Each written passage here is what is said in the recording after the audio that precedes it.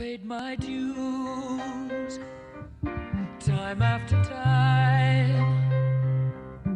I've done my sentence, but committed no crime. And bad mistakes,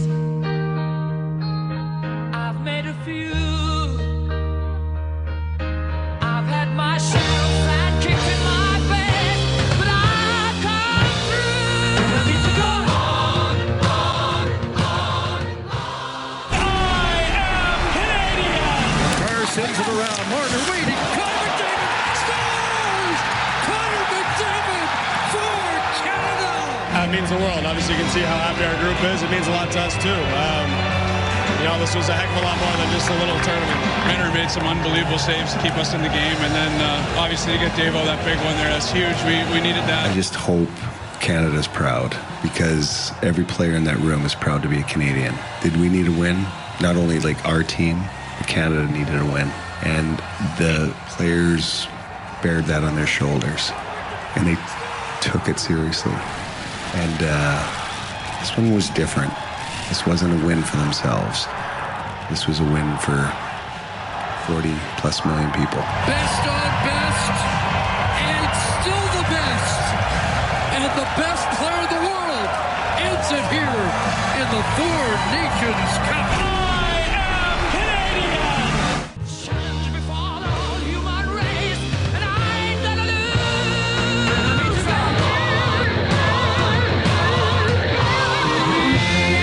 We are the champions, my friends. And we'll keep on fighting till the end. We are the champions. We are the champions. No time to lose us. Yes, we are the champions of the world. The champions. My It feels pretty good, doesn't it? It feels pretty good to be Canadian today. The sovereign, independent nation that we are. And you gotta hand it to Justin Trudeau, don't you? Give credit where credit is due. After that hockey game last night, Justin Trudeau, or Justin Trudeau's marketing and communications team, regardless, you can't take our country and you can't take our game. We are the champions, baby. We are the champions. Meantime, the man who might be the next prime minister, I don't think quite understands that Connor McDavid's name is not spelled MacDavid. Yeah, baby, Mac D, the Messiah, said Mark Carney on X last night. Whatever. You do you, liberal leadership hopeful. I don't think that you can really dispute the accuracy and the emotion behind you can't take our country and you can't take our game, because Canada went and did what underdogs do. Told us a great story with an overtime victory over the United States. You can threaten your tariffs, you can beat us in the round robin, but when push comes to shove and all the chips are on the table, how many more cliches can I pull out? It's only 9:08 in the morning. I got lots more time for lots more cliches, but Canada is still the nation for hockey. We're the world's best, baby. 1, 2, 3, 4, 5, 6, 7, 8, 9, 10. And it is with that in mind, being the world's best, that we bring your Farwell Show 5 for this Friday morning. Number one, that roar you heard around 9 o'clock last night was the sound of 40 million plus Canadians cheering Team Canada's first period lead at the Four Nations face-off. Reinhardt sends it back to the young defenseman. He finds McKinnon on the move. McKinnon scores! Nathan McKinnon with the icebreaker in the championship game. Yeah, the icebreaker, 1-0 for Canada. Number two, we've seen Mitch Marner set up Austin Matthews for more than a few goals with the Toronto Maple Leafs, but last night it was Marner to Sam Bennett to tie the game 2-2 in the second period. Now McCarr gets to the bench of the team. Bennett comes on. Porter's got the puck. Into the middle. Back to Sam Bennett. Score! That sent us to a third period in a tie game. And you know, number 3 on your Farwell Show 5 this morning, we all know that here in Canada, we love to be hard on our goaltenders. And admittedly, Jordan Binnington let in a couple of goals during this tournament that probably weren't his best moments. But last night, in overtime, Binnington refused to let us lose. Sanderson at the line. In and around to the side of the net. Larkin gets in front. Matthews denied. Dropped in. Chin. Matthews. Another pass left. Rebound. Oh, Binnington. Did you see that? Game saver. Oh, Brady Tkachuk. Game saver in overtime. Somebody make Jordan Binnington Canada's next Minister of Defense. Number 4 on your Farwell Show 5 this morning. The U.S. had a great team. So did Finland. So did Sweden. But the best player in the tournament and in the world plays for Canada, and he showed why last night in overtime. And off the drop, McDavid went forward and nearly got a shot on. McCarr sends it around. Marner waiting. Connor McDavid scores! Connor McDavid for Canada! Connor McDavid for Canada. And number 5 on your Farwell Show 5 this morning, Team Canada head coach John Cooper knew that last night's game was about more than just hockey. I just hope Canada's proud, because every player in that room is proud to be a Canadian. And yeah, did we need a win? Not only like our team, but Canada needed a win. And the players bared that on their shoulders, and they took it seriously. This one was different. This wasn't a win for themselves. This was a win for 40+ million people. And the guys knew it, and they delivered. Oh, did they deliver? It was a win for 40+ million people. And so we all go to work a little bit tired today. That's okay. I wish, and then I'll leave it alone for now. But with all of that, great.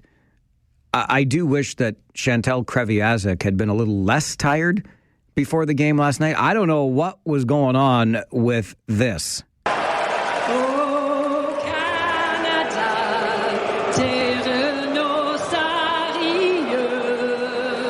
Can I just stop it there for 1 second? Like, I am not very good at French, okay?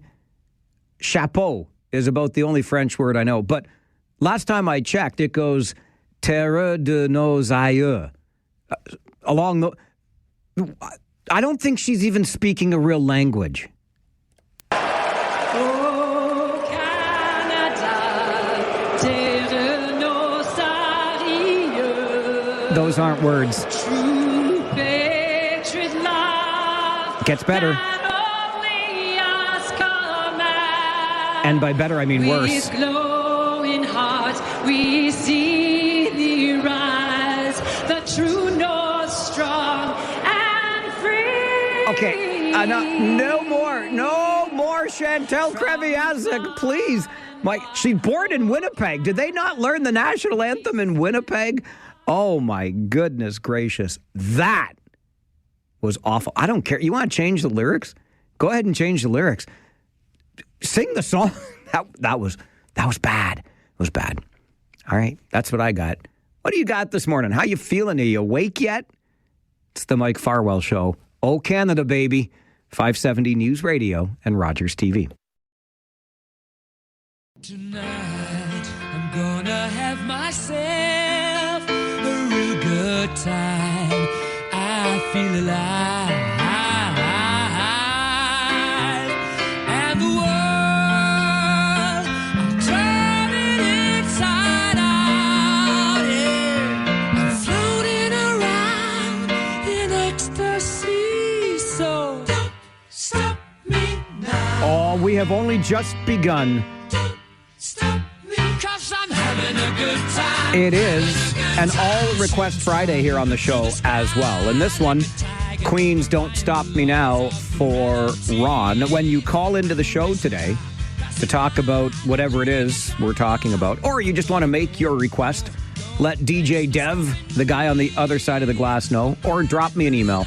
Mike@570news.com. We'll play a little bit of the song that you want to hear on this All Request Friday here on the show. Let's get to the phones, hear from you on the day after the big game. Kevin, good morning. Good morning, Mike. I'm heading to work. I'm not exhausted. I'm very energized as a Canadian. And I think the game last night, it wasn't just about hockey. It was about our identity, our history, our dignity, our heritage, and everything that makes us Canadian. It was beyond hockey. And I am so proud of every single player, especially our goalie, and in the overtime did a magnificent job. And Mr. McDavid, who I think they should name a street or something or a city after him. He well deserved it. Because at this time, even changing the lyrics of Oh Canada, I mean, I have no problem with it. In a country that they are booing our nation, we have to basically show it on their face that we are resilient.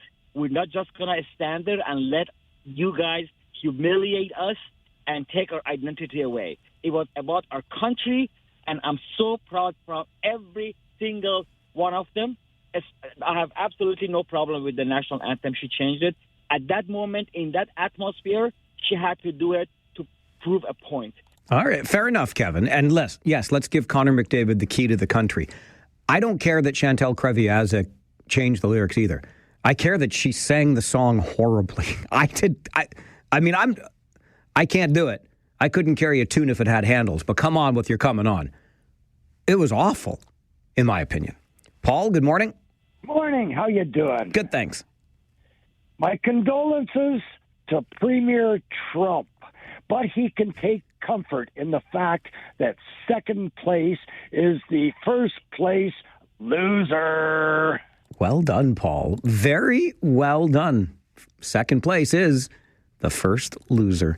Dave, good morning.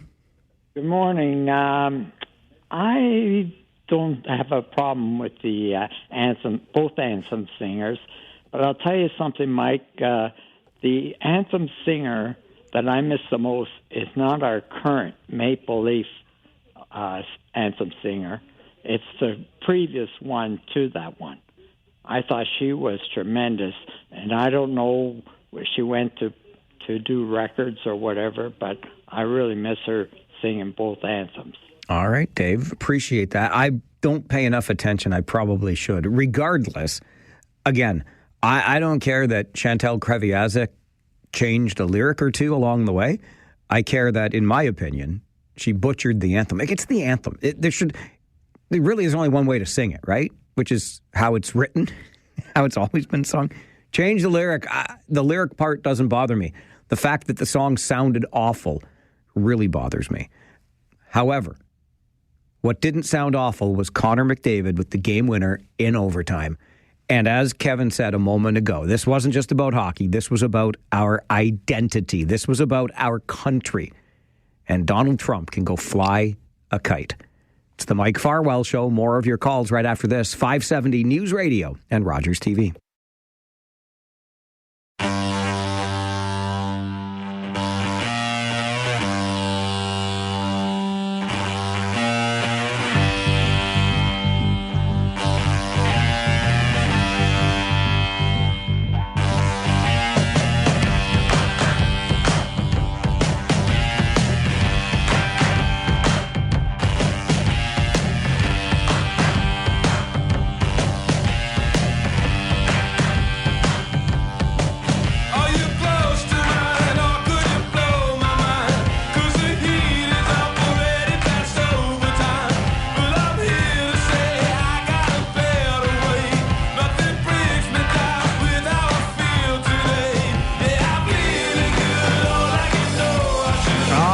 Sheepdogs by request on your All Request Friday here on the program.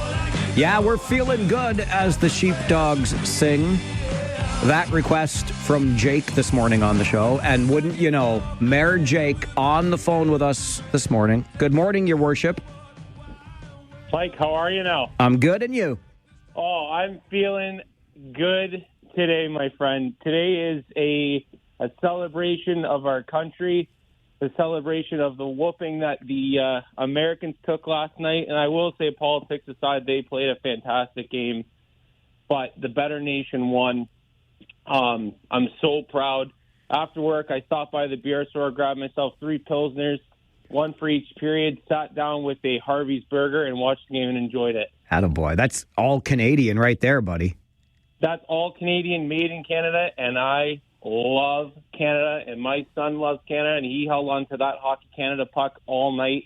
When I went in there after that game and saw it, I got a bit emotional, had the tears coming down my face, and how proud I was when I was wearing my Team Canada boxers as well. Appreciate you sharing that picture. Have a great day, Mayor Jake. You too, pal. Have a good one. You too. Thank you. You feel good. And you're right. It was a well-played hockey game. Forget Team USA. Full marks to them. Canada beat the U.S. Country v. country last night. John, good morning. Hey, Mike. How are you? Good, thanks. And you? I'm excellent, thanks. Good. Was an awesome hockey game. Super happy with the outcome. I'm not anti-American. I'm not anything like that, but I'm obviously proud of where I'm from. The anthem, it was weird. I like Chantal Kreviatsik, and I thought that was strange, whatever that was. But you mentioned that you can't change the lyrics to the anthem. No, I didn't. I said I don't care if you change the lyrics. I just think this performance was terrible.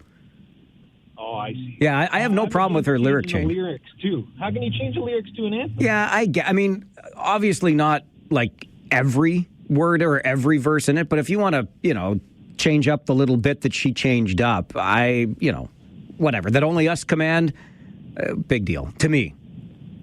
Oh, I don't know. I'm not. Yeah, it is what it is. But it was an odd anthem, and I wish we could get a do-over on that one. Amen to that, John. Instead of "In All of Us Command," Chantal Kreviatsik changed the lyric to "That Only Us Command." That doesn't bother me, frankly. That's just me. But the performance itself of the national anthem I thought was dreadful. That bothered me. But everything was made right by Connor McDavid in overtime. Oh, Canada. I wonder if we could get high-speed rail in this country. Even from like Toronto to Quebec City. We'll talk about that coming up on the Mike Farwell Show, 570 News Radio and Rogers TV.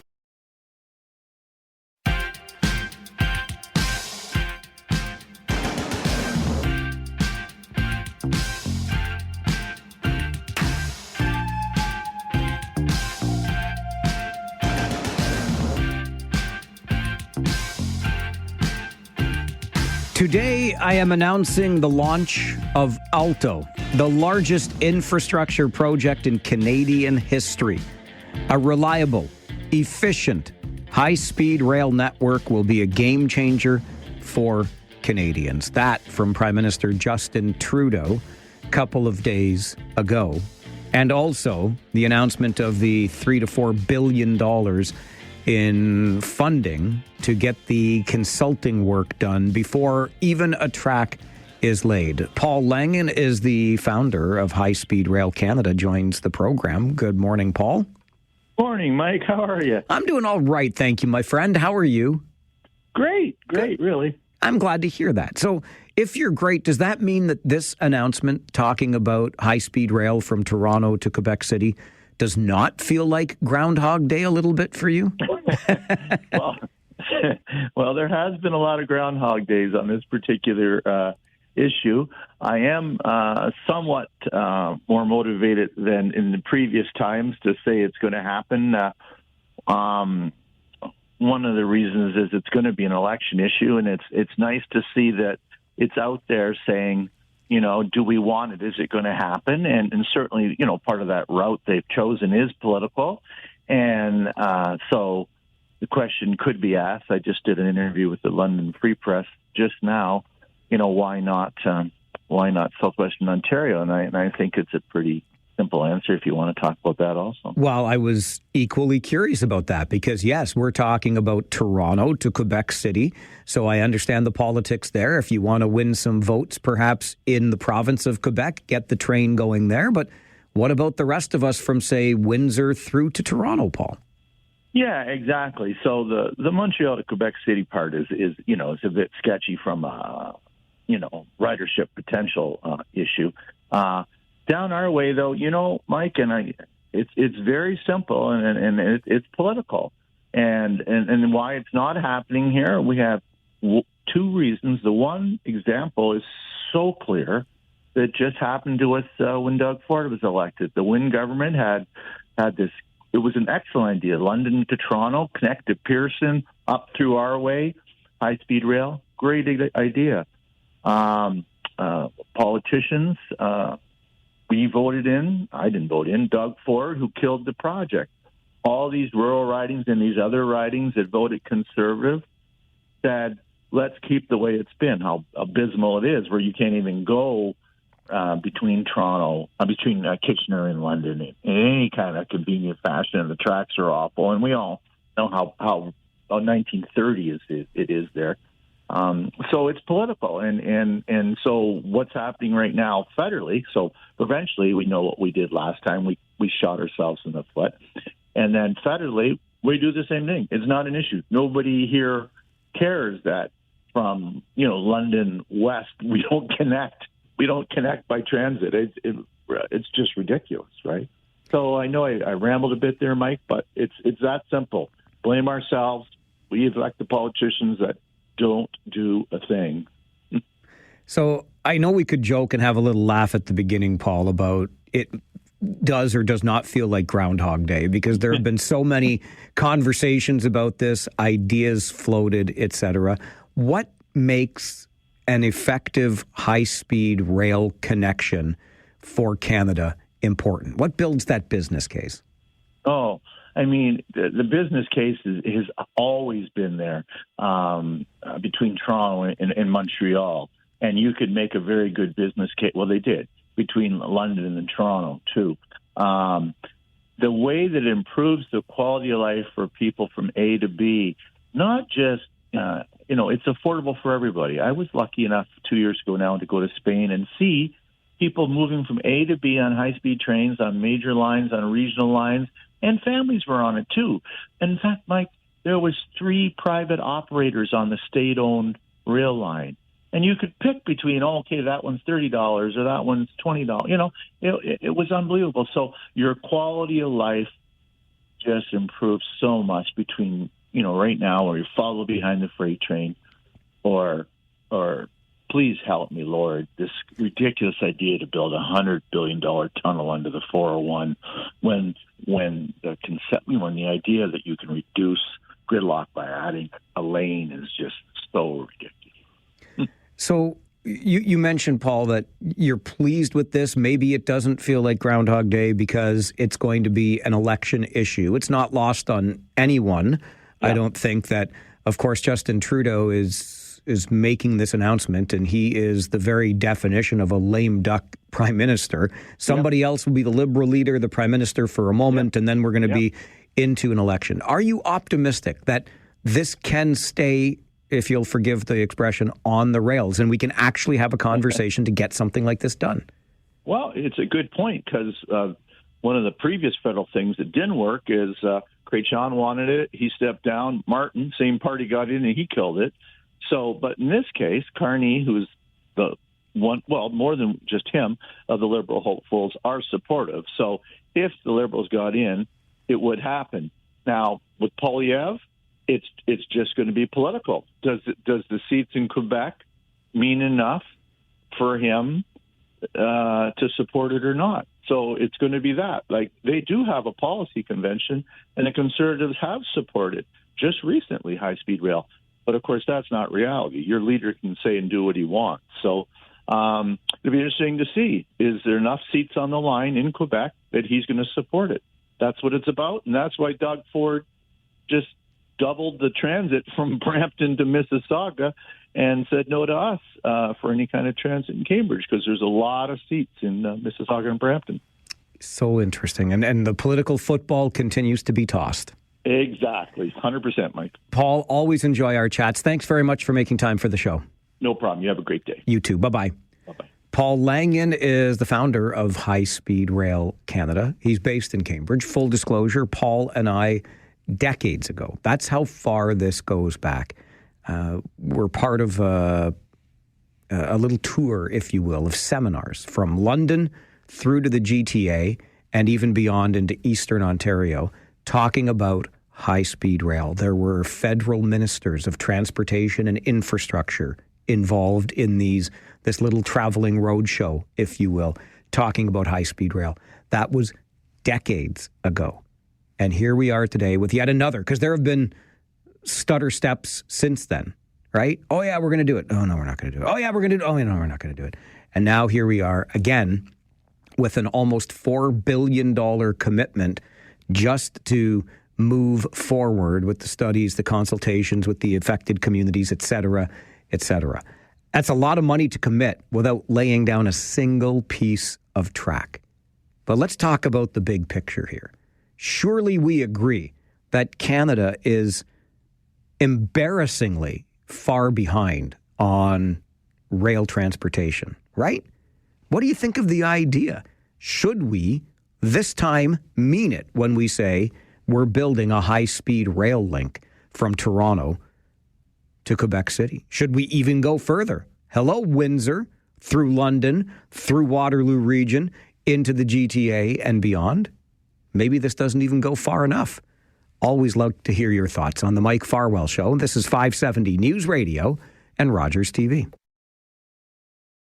I was lucky enough 2 years ago now to go to Spain and see people moving from A to B on high-speed trains, on major lines, on regional lines, and families were on it too. In fact, Mike, there was 3 private operators on the state-owned rail line. And you could pick between, okay, that one's $30 or that one's $20. You know, it was unbelievable. So your quality of life just improved so much. Paul Langen is the founder of High Speed Rail Canada. He's based in Cambridge, and he shares but one example, his trip to Spain a couple of years ago, where the high-speed rail service served more than just commuters.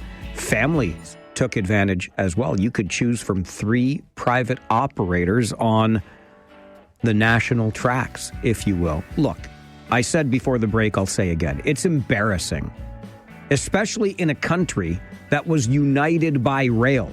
We became who and what we are because we drove that last spike right out there by Revelstoke, British Columbia. And Canada was united by rail. And here we are almost 170 years later, and our rail infrastructure is, quite frankly, embarrassing. It's as simple as that. We've stopped and we've started. We've talked and then we've delayed. High-speed rail. Toronto to Montreal, Windsor to Quebec City, Windsor to Quebec City. We've had all of the conversations, zero of the action. Surely we should have a high-speed rail network in this country, right? 519-570-2545, star 570, 1-800-570-5715. Let's go to the phones, hear from you. Mary, good morning. Good morning, Mike. Mike with a mic? Mike with a mic. Yeah, listen, oh gosh, that game, oh, wow. But as to the fast rail or whatever you call it, I mean, it definitely sticks out as a ploy, political ploy, right? But you're wanting votes and you're pleasing Quebec, but all I pray is that the thing will get done before I die. Oh, Mary. I want to go on it. I hope you live to be 150. Oh, thank you. You're welcome. And you know what? For a long, long time now, I have said for years, we have not done enough. I know we're a large country, but we haven't embraced this getting our people all around quickly. It would be a booming business. Think of how often you take the train and you could get somewhere. You're darn tootin' I would. Darn tootin'. Okay, have a good day. Thanks, Mary. You too. Greg sends an email to Mike at 570news.com. Mike, this lame duck PM makes me so angry. If he thought this was so important to Canadians, he would have approved it 9 years ago. We would be riding by now. It's still political. he doesn't really want it. Greg, appreciate the email. I don't know that we would be riding it by now, because 9 years is pretty quick turnaround for something this large, but you're not wrong, I don't think, in your assessment of the timing of all of this. Christine, good morning. Good morning, Mike, and way to go, Canada. Way to go, Canada. Now let's go Rangers. Okay, let's do that too. I remember as a kid, we used to have Via Rail, which went from Kitchener all the way out to the West Coast. Why not bring it back? It still does. It just doesn't move very efficiently. That's the problem. Well, they need to make it more efficient, because I have not seen a Via Rail in a long time. Yeah, listen, you're right. We do need to make it more efficient. And that station still sits in the same place it always has here in Kitchener. Well, forgive me, I say always has. As long as I've known it to be there, at Weber and Victoria. That's where you can pick up a Via train. I've taken it myself. I love the train. I find it a little expensive and a lot slow. No, I find it a lot expensive and a little slow. And you know me, I'm as cheap as the day is long. But the idea of high-speed rail, and Paul Langan, our guest, the founder of High Speed Rail Canada, talked about that tunnel under the 401 that Doug Ford keeps talking about, tens of billions of dollars. Put it on the rail system. I will never forget the night coming back from a Blue Jays game with my best friend and both of our fathers. And we got stuck. This is coming home, like 11:30 at night. And we got stuck on the 401. I think it was construction. And we were on a dead stop. And my buddy's dad looked out the window and said, you know, there are train tracks running right over there, parallel to this highway. Surely we could make better use of them. Francis, good morning. Good morning. I don't know where to start on this one. First of all, we should get the trucks onto tracks like they used to be able, and that would give us a lot of road room. Heck, we can't even get a road between Kitchener and Guelph. And like I say, we can go on and on. If you can't get people to the centers where things are supposed to stop, what's the sense of having that? Yeah, that's a good question. And as our guest said, the Montreal to Quebec City part gets a little sketchy when it comes to ridership. Just a little? God bless you. Thanks, Francis. Always good to hear from you. And I can understand that argument, too, between Windsor and London, for example. You're guaranteed there's a critical mass of population from London through the region of Waterloo and into the GTA to warrant it from ridership numbers. But I think we have to look beyond and think of the connectedness. Roughly 1/4 of this country's population lives between Windsor and the Quebec border. Like, if you can't do something effective and efficient in terms of transportation infrastructure for 1/4 of your population, I don't know what you're doing then. This is the Mike Farwell Show, 570 News Radio and Rogers TV.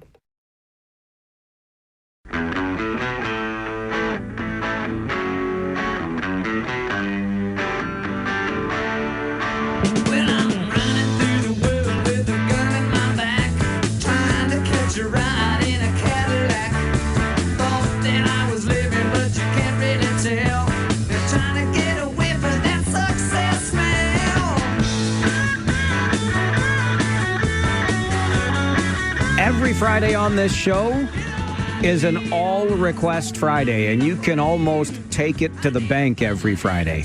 Mark will request some Alice Cooper. And so he does. This one is Caught in a Dream. Send your requests via email to me, mike@570news.com, or when you call in to talk to Devin Robertson, a.k.a. DJ Dev. Let him know what song you'd like to hear on our All Request Friday. Let's get back to the phones. Valerie, good morning. Good morning. What I wanted to talk about was the train. I don't drive, never had my license. I'm 70 years old. But getting around is next to impossible. I believe that. I take the train to Glencoe a lot for my grandson. And getting there, I used to be able to get there from Kitchener, no problem. Used to get back from Glencoe, but they stopped the Glencoe run. Where is that train? Sorry, where's Glencoe, Valerie? Glencoe, it's about 50 kilometers north of London. Okay, gotcha. Yep. But they stopped that train that picks you up. Well, it picks you up, but you can't make the connection in London anymore. Right. So you have to go to Strathroy. So somebody has to drive me there. It's like an adventure just to go see the grandkids. I know. I went to New Brunswick for my class reunion. The train used to go right into my village in Plastrock, and the closest I could get was Fredericton by plane, and somebody had to come and pick me up. There you go again. Valerie, really appreciate that call and that story, which just reminds us of where we used to be and how we've fallen behind that. We had it, and we blew it. Got to get you to the 570 News Center for an update. And then Council Chambers with Cambridge Mayor Jan Liggett next on the Mike Farwell Show. 570 News Radio, Rogers TV.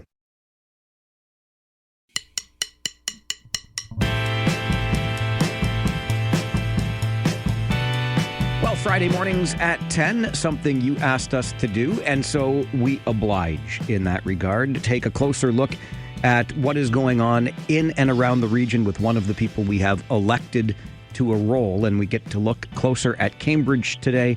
Mayor Jan Liggett joins us for Council Chambers. Mayor Liggett, good morning. Good morning, Mike. Great to be on your show once again. Thank you for inviting me. It's great, as always, to get your time. We certainly appreciate it. And as I alluded to at the outset, so do the listeners. They asked for more from our elected officials, and we're able to do that. And I guess, I mean, I know it's been many days, but I think the starting point is still, how on earth are we managing that winter storm cleanup in Cambridge, Mayor Jan?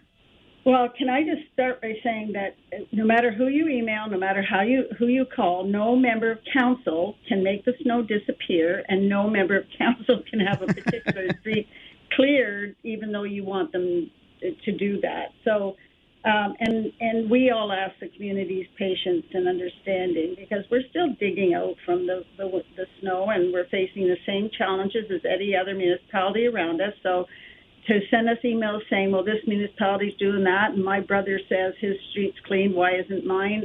They're all in the same boat as us. And so we have all available crews, equipment, and the contractors that we hire every winter. They are still working to address all of the snow on the sidewalks and walkways. So I don't know if people realize there's two different events that are normally declared. You have your normal snow event after snowfall, where you're not allowed to park on the street so that our crews can get down them. But on top of that, which we've declared for the first time since I've been on council in 12 years, this is a significant weather event. So that declaration, that is to for us to be able to clear snow in more time than it normally would take us. So we are currently looking at weeks, not days, before this can be achieved due to that amount of snow.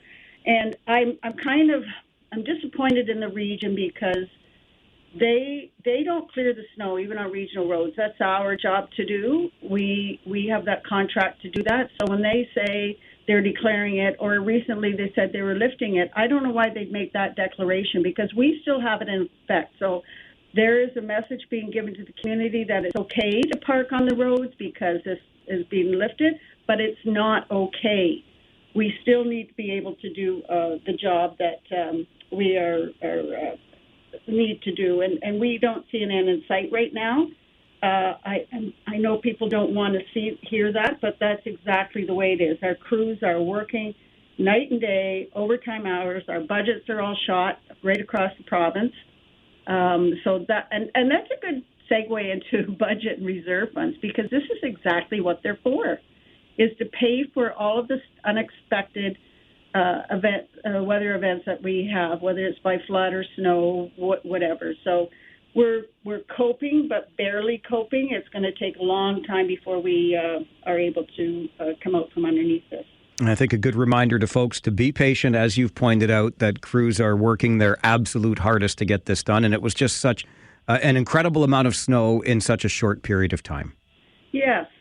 We get a lot of emails from people, too, about around schools. School boards are required to clear their sidewalks. That's not us. So call your school trustee, not a counselor, and have their facilities people get out and clear the schools. That's another great reminder. Okay, moving on to something else that I know is on the minds of many. as Canadians, really, we think about and worry about the impact of tariffs. I know in Cambridge, you've just released a tariff impact survey. What is it you're hoping to learn from this? Well, normally we think about the big employers like Toyota, Frito-Lay, those types of companies. But there's a lot of companies, when the majority of employers industry are small businesses, mom and pop type businesses. They are still the ones who employ the most number of people in our community. And so we wanted to proactively assess the potential impacts of the tariffs that they would be when they come on our local businesses as part of our broader tariff response plan.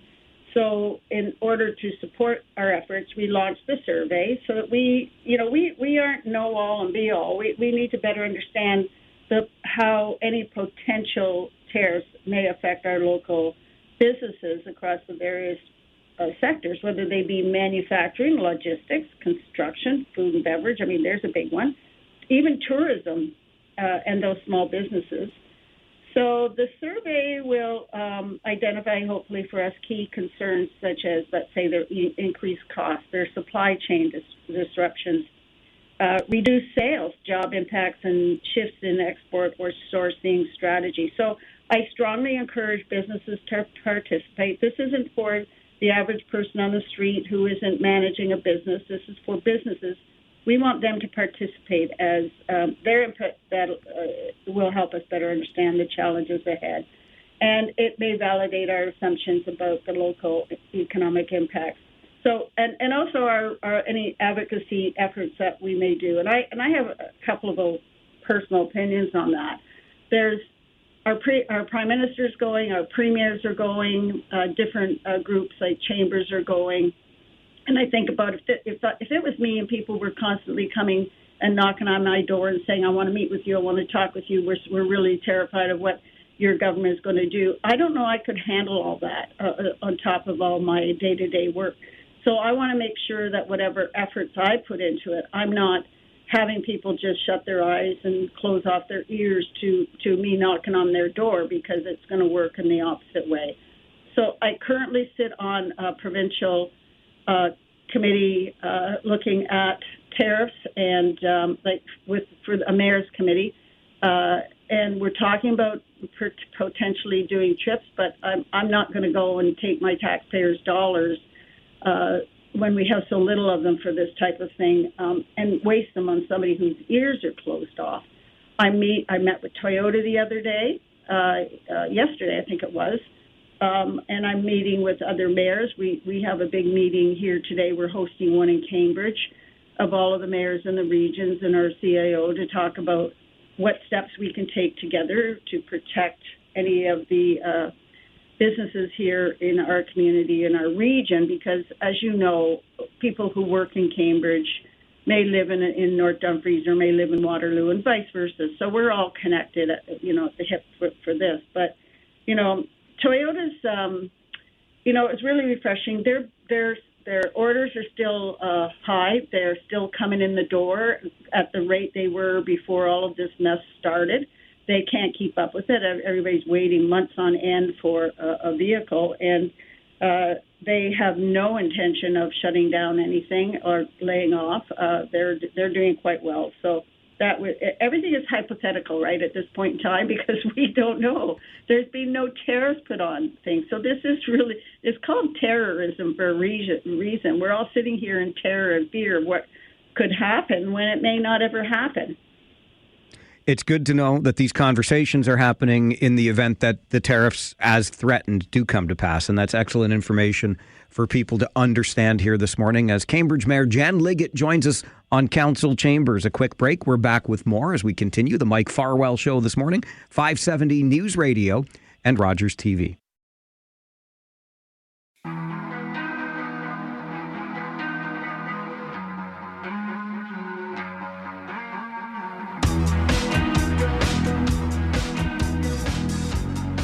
Every Friday morning at this time, we are joined by one of our locally elected representatives for a segment we call Council Chambers. It's something that you asked us to do, and today we're able to take a closer look at the City of Cambridge with Mayor Jan Liggett.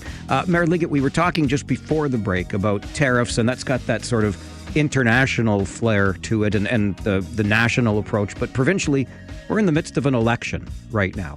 What issues would you like to see brought forward during this provincial election campaign? Well, with the tariffs and trades, through that, I think the interprovincial trading agreement is the big one. And I know they're working on that. I don't understand why that wasn't done years ago, because we've been talking about that since the beginning of time. And, I know that big items come on the table, and so it's put on the back burner. But I don't understand why the ministries for this sort of thing weren't working on it together. We're all Canadians. We should be able to ship our product right across the country. The other thing is housing and homelessness. That's been something that's been going on for so long. I don't think there are people that are of age to maybe buy a house where they don't even have a memory of when it wasn't as hard as what it is today to have an apartment or a home. And that's a scary thought. So that's a big one that I would like the province to look at. So downloading of those responsibilities and costs, I think we need to have that. And in particular, when it talks about managing encampments, we're all facing expenses in our budgets that we weren't anticipating having, and that could go into someplace else that is necessary. So the infrastructure gap, stable funding for that. Healthcare, we are currently, my own physician in her clinic, there's 4 empty offices, and there's a number of them retiring. So top of my list, though, would be the mental health and addiction, the rehab and detox beds. I don't see the money that's being put into it. I'm grateful for any dollar that's being given. Don't get me wrong. I think it's wonderful that this is finally being listened to, and we're finally getting some of that. But I don't see the amount currently enough to handle this. So I'm hoping the next budget that comes out after this election will have more money put to that. And we need a new fiscal arrangement for municipal funding. I would like to see the province redistribute a portion of the land transfer tax to us, and then of course the federal government. There's that election coming up too. I'd like to hear them talk about allocating part of the GST on new home sales to municipalities. So we can't, even though it's a provincial election, we can't let the federal government off the hook on that.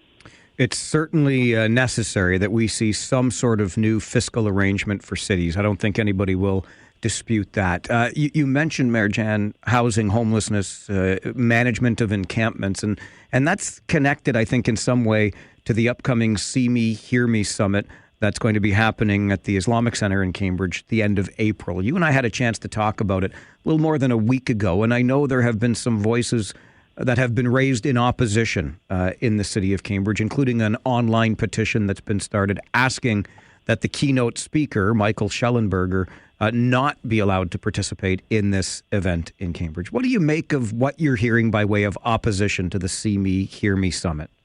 Well, I think the opposition has been misguided. I understand the passion behind it, but I would say that Michael Schellenberger isn't coming to speak about any controversial issues. I think there's some political gamemanship happening behind this. Every elected official has opposition to them even being in power, and I'm not immune to that. I have, some of the people that are organizing this are not pro Mayor Jan, they're pro somebody else. So there's a lot of that behind this. But let's take this type of petition and take a look at it. So thosechange.org, there are people who spend every day like coupon clippers going through those petitions, and they just tick off any of the ones that, if they're an environmentalist, they'll tick off all the environmental issues. There's social issues, they'll tick off those. But that type of a petition doesn't have merit in a city's eyes when you present those, because they go around the whole world. There are people on that petition who aren't, many of them don't even live in Cambridge. So we don't take those types of petitions as one where we sit and study it and think about, should we take this one into consideration? We're getting lots of emails, but we're also getting lots of emails of support. And I wish the media would focus on what the summit is really about instead of the negativity of who the speaker is that's being pushed out there, because the message is being lost. This is about families who are suffering. 15 years ago, I had to take in 2 young children and whose family their parents couldn't take care of them for whatever reasons. It's personal. But I ended up with a 1-year-old who was still being breastfed. I ended up having to get up in the middle of the night to feed a small baby and change diapers. I had to leave work for this. And at that time, I realized, oh, my God, what type of services can I find? And I found out later that the food bank actually had a program going to assist grandparents, because there was a lot of grandparents who suddenly found themselves looking after children and great-grandchildren because they had family members who had mental health disorders, or they had addiction, or they just weren't capable of caring for their grandchildren. And they had, they had a good social life before, maybe career people, but all of a sudden their friends dried up, because who wants to invite you to their house to a dinner party or go out for a drink when you've got to find a babysitter to do that? And so that was my first dawning of problems for family members. But over the years, I've had a lot of people come to me asking me for help and trying to connect them to help. I realized there was no help out there. So when I was reading in Michael Schellenberger's book about this topic and the conversations he was having with families, I thought, okay, so there is a strong need out there. So as soon as I knew I was going to do this summit, I realized he had already had all of those conversations. He had published about those conversations. So I wanted him to come and speak about that. He's a well-known, award-winning writer.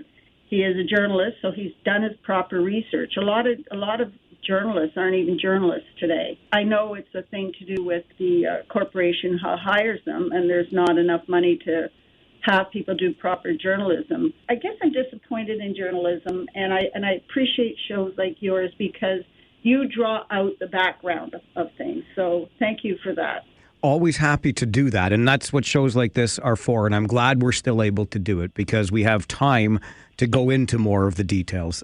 Sadly, our time today is fresh out. Mayor Jan, again, thank you for making time to join us on Council Chambers today. You're quite welcome. Again, thanks for having me, Mike. Jan Liggett is the mayor of Cambridge. We've got lots to talk about and get into the background of things on the Mike Farwell Show, 570 News Radio and Rogers TV. We are still coming down from the high of that big win for Canada last night in the Four Nations final over the U.S. And as we come down from that high, we get you ready for a couple of big games for your Kitchener Rangers this weekend. Tonight, at home to Barrie, Sunday on the road in London. Head coach Jussi Ahokas is back home in Finland attending to family matters, but associate coach Jeff Kurzakis, one of the members of that coaching staff who have received 2-year contract extensions, joins us next for the Coaches Show. That's coming up on the Mike Farwell Show, 570 News Radio and Rogers TV.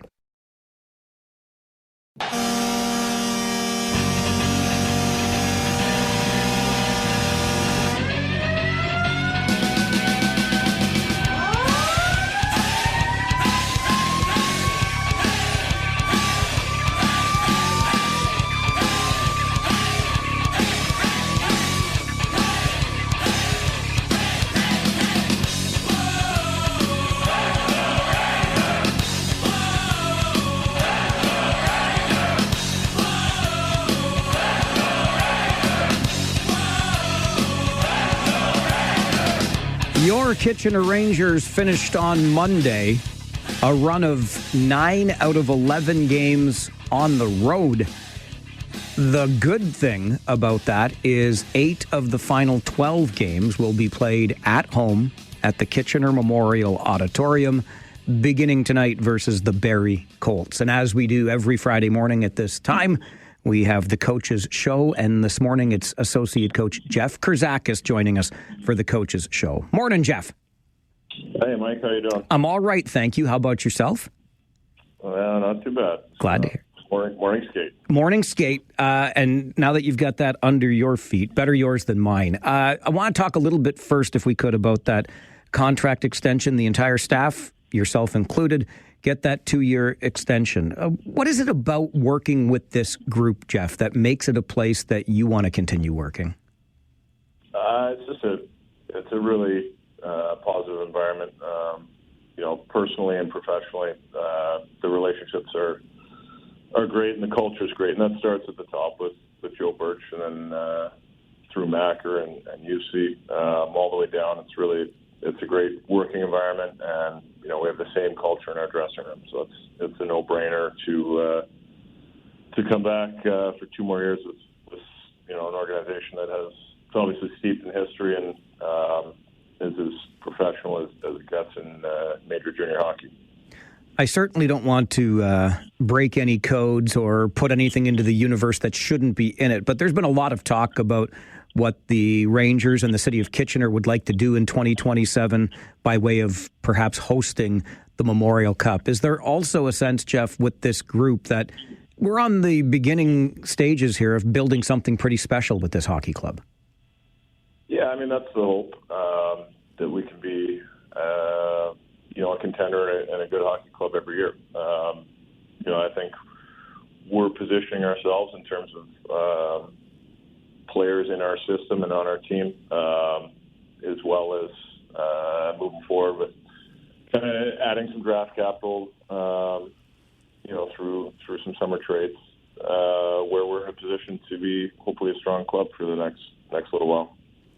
Looking at the club as it stands today, and I don't want to dwell too much on the past and what might have been, but it seems to me when we look back to Monday's game, Jeff, and the loss in Peterborough, that if a major penalty or some kind of penalty had been called on the hit against Captain Matt Andonovski, there might have been a different outcome to that game, because I felt as though maybe your team believed it had to take care of business itself because the officials might not have been. How do you assess the way that game played out?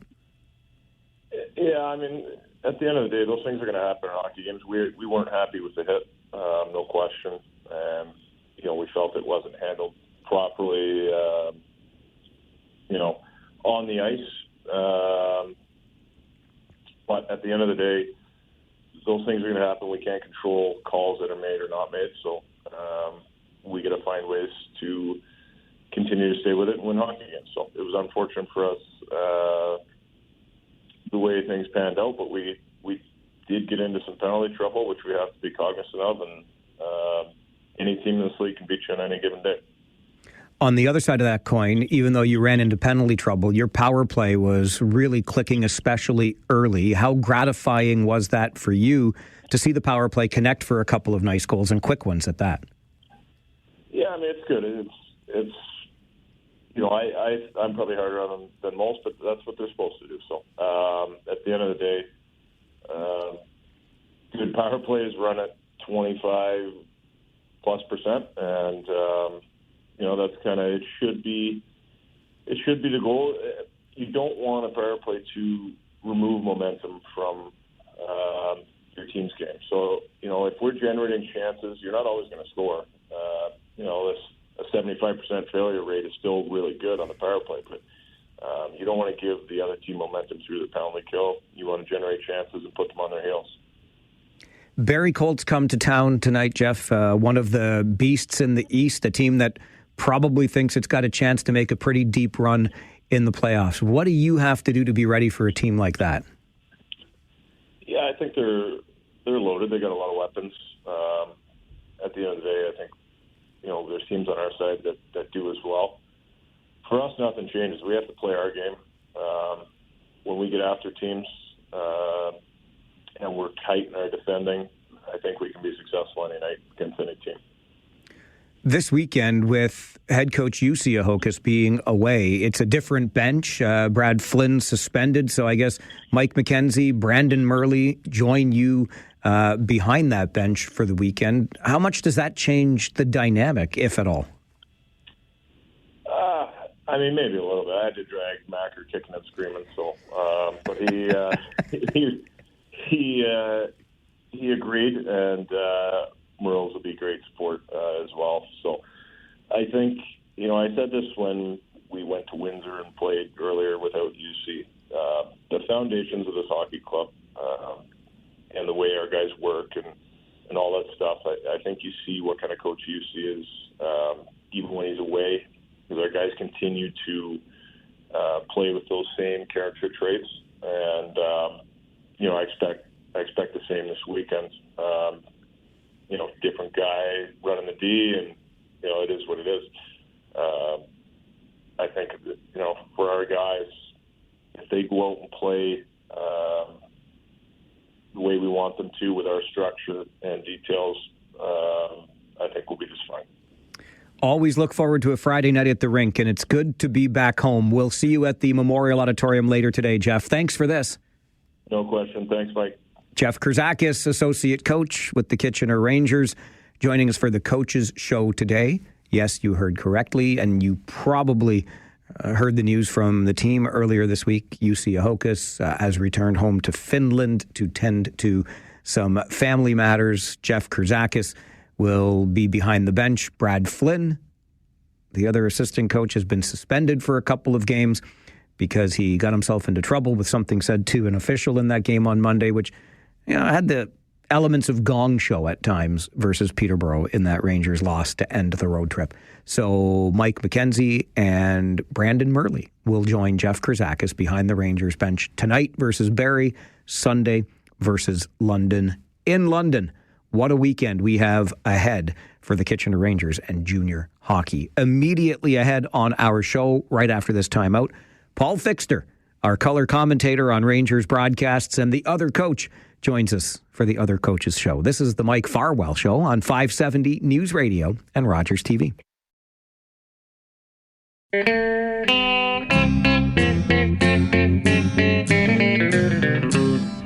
Hello out there, we're on the air. It's hockey night tonight. Tension grows, the whistle blows, and the puck goes down the ice. The goalie jumps and the players bump and the fans all go insane. Someone roars, McDavid scores. Oh, sorry, stop it. Wait a minute. Now, am I going to get in as much trouble as Chantal Kreviazek? She changed the lyrics to the anthem. Can I mess with the hockey song? Can I do that? Listen, I don't even care that Chantal Kreviazek changed some words in the anthem. I care that she performed it very poorly. McDavid scores, says Stompin' Tom at the good old hockey game. By request on this All Request Friday from Elizabeth and Dorothy McCabe. Yes, that Dorothy McCabe, the mayor of Waterloo. So, Elizabeth, you think very much like a mayor this morning on our All Request Friday, and thank you for sharing your request with us. Glad to play a little bit of it, and it's very much appropriate because this is another hockey day in Kitchener. Paul Fixter, as he does every Friday morning at this time, joins us for the Other Coaches Show. Fixie, just rolling out of bed, or I haven't gone to bed. Mike, we can easily fix the anthem issue once and for all. We just have Brian Dunn always do the anthem at any hockey game. Love it. Love it, love it, love it. Music to my ears. Nobody sings it better than him. Couldn't agree more. Member of the Waterloo Regional Police Service and one of the best. You are absolutely right. Fixie, I happen to know that you were wearing a classic Paul Henderson Team Canada jersey last night for that game. You know you can never wash that jersey again, right? It's funny. I had it on, and my wife, I like some red wine. My wife says, you are not having red wine while you're wearing that jersey. So, I had it on, Mike. I was all Canadianed out last night. That is a Paul Henderson signed jersey. Leslie did an event a few years ago with the 1972 team, and I got it signed. It's a beauty, and it did the trick last night. The parallels are incredible, of course, to the political tensions that existed in 72 during that summit series, to the political tensions that existed during this Four Nations face-off. A lot of people made the comment that it was 87, Sidney Crosby in 2010 at the Olympics, and then 97, Connor McDavid at the Four Nations last night. And I could list off, Paul, the OHLers, former OHLers that were involved in every goal that Canada scored. Thomas Harley, the former Steelhead, primary assist on the game-opening goal. It was Mitch Marner, the former Knight, and Sam Bennett, the former Frontenac, combining on the second goal for Canada, and then Marner again to McDavid, the former Erie Otter, on the game-winning goal. The OHL had its fingerprints all over that game last night. Well, and how about the play of Jordan Binnington, who was under a bit of scrutiny, let's say, for some of the goals he let in. Owen Sound player, Owen Sound attack, former player. Another great example. Yeah. I loved it. I know we're here to talk Rangers, but it was so awesome to watch, and it's such great hockey. And best on best is fantastic for the game.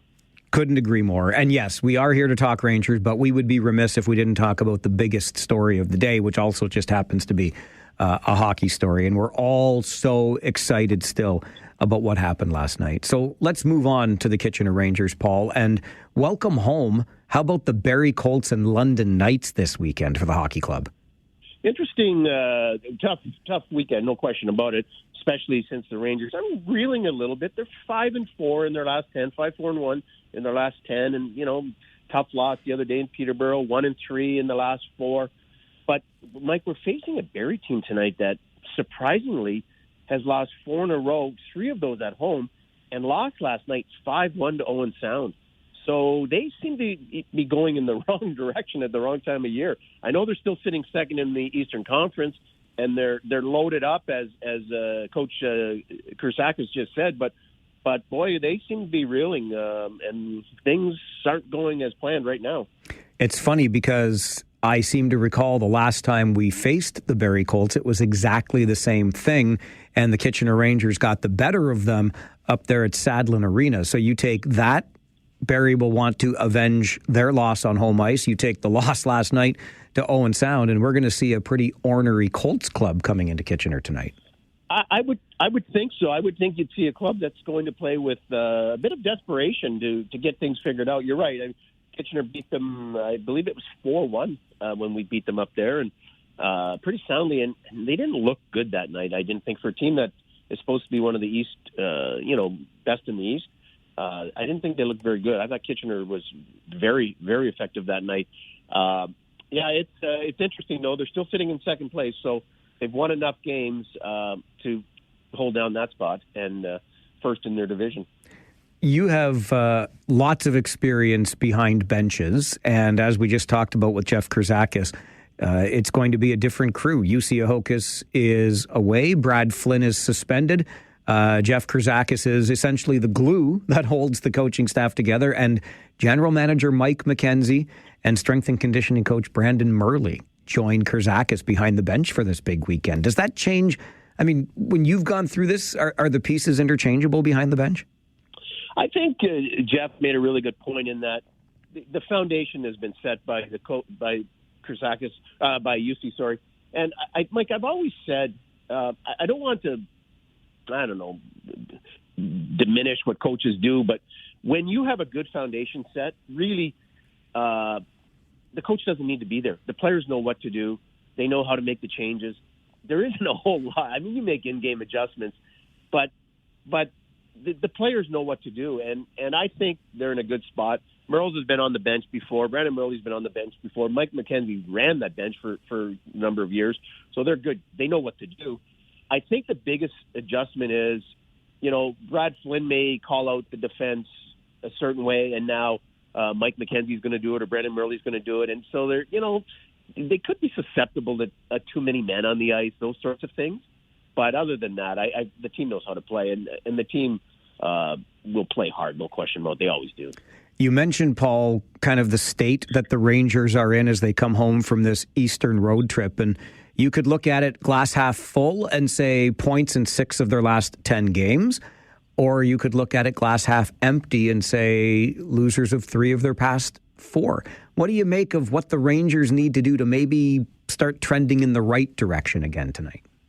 Well, stay out of the penalty box, no question about it. They got undisciplined on the Peterborough game, and even though they only gave up one power play goal, as the coach said post game, it disrupts the lines. Not everybody gets to play, those sorts of things. So they need to stay disciplined and just get back to that work ethic that they have. Stay focused, not worry about running after a certain player. It happened to be McCallum in the Peterborough game, and just continue to, they like to use the word process, continue the process that they have, and just get back to basics, defend well, and, the power play got a couple of goals. They have to feel better about that. So I think this is a real good test for them, playing two tough teams, to see if the Rangers are that top team, which we all want to believe that they are. 8-4, home versus away for the rest of the season, beginning with this home game tonight. Love our Fridays at the Odd Fixie, and I'm glad we're home. I'll see you at the rink. Sounds good. See you tonight, Mike. You bet. Paul Fixter, the Other Coaches Show, every Friday morning at this time as we get you set for the big game tonight, the big weekend ahead for the Kitchener Rangers. Barrie in Kitchener tonight at the Memorial Auditorium, off to London on Sunday to face the Knights. And you will hear all of the action starting with the Harris Law pregame show at 6:30 tonight, right here on 570 News Radio. This is the Mike Farwell Show on 570 News Radio and Rogers TV. Now that you're fully primed for tonight's Kitchener Rangers game, we move on to our Friday 4 roundtable, a recap of the week's big stories. We've got planes that crash landed, trains that might one day run at high speed in this country, and, well, not really automobiles, but we're going to talk about the provincial election as well, and more coming up with our roundtable of guests on the Mike Farwell Show, 570 News Radio and Rogers TV. And joining us around the virtual table this morning, Linda Ockwell-Jenner is here, the president of MotivationalSteps.com. Linda, good morning. Good morning, Mike. I bet you're a happy man. I'm a little bit sleepy, but a very happy man indeed. In so many ways, but especially today because of that big win for Canada last night. Thank you. It's nice to see you again. Nice to see you as well. Tom Galloway is here. Tom, if you and I keep seeing so much of one another on Fridays, people are going to start talking. I'll see you for dinner tonight, right? Yeah, we'll have dinner again tonight. Was there a hockey game last night? I think so. Yeah, no, actually, there was a geopolitical duel going on in Boston. Yeah, and we will talk about that. Tom Galloway, of course. We can get into that. I've got something to say. I'm not surprised. That's why you're here and part of the panel, Tom. Tom is a former regional councillor, of course, and now 50. I should write it down. 6, right? This is number 56 years for you as the timekeeper. That's correct. Okay, 56 years as the timekeeper at the Kitchener Rangers game. So Tom and I will see each other tonight at the rink. And David Marskell, the CEO of the museum in downtown Kitchener. Mr. Marskell, good morning. Good morning. Hello, everybody. All right, Linda, I'll start with you on this one. An announcement from the Prime Minister, which is really interesting because I think he's Prime Minister by the date for only about 2 more weeks now. And Justin Trudeau has said, hey, we're doing it. We're getting high-speed rail for this country, at least between Toronto and Quebec City. What do you think, Linda? Are we ever actually going to build this high-speed rail network? Well, I moved here in 93. And I'm still waiting, in 1993, I'm still waiting for a lot of other things to happen. So we will have a different Prime Minister. We'll probably have a different government. I don't know. 5 years. And then we have to find the money for it, don't we? So is it possible that a future government will veto it and say we're not going to get it? Which is a shame because it's well needed, because Dave and myself love to go to Montreal. And we'd love to travel on a high-speed train. 3.5 hours? Is that what it is? 3.5? That's what they're saying, yeah. I've got no faith because I'm a bit mean, I am. And when I came on a government-sponsored tour with a small business with my husband, and basically there was a Woolworths here in 91, 92. A Woolworths.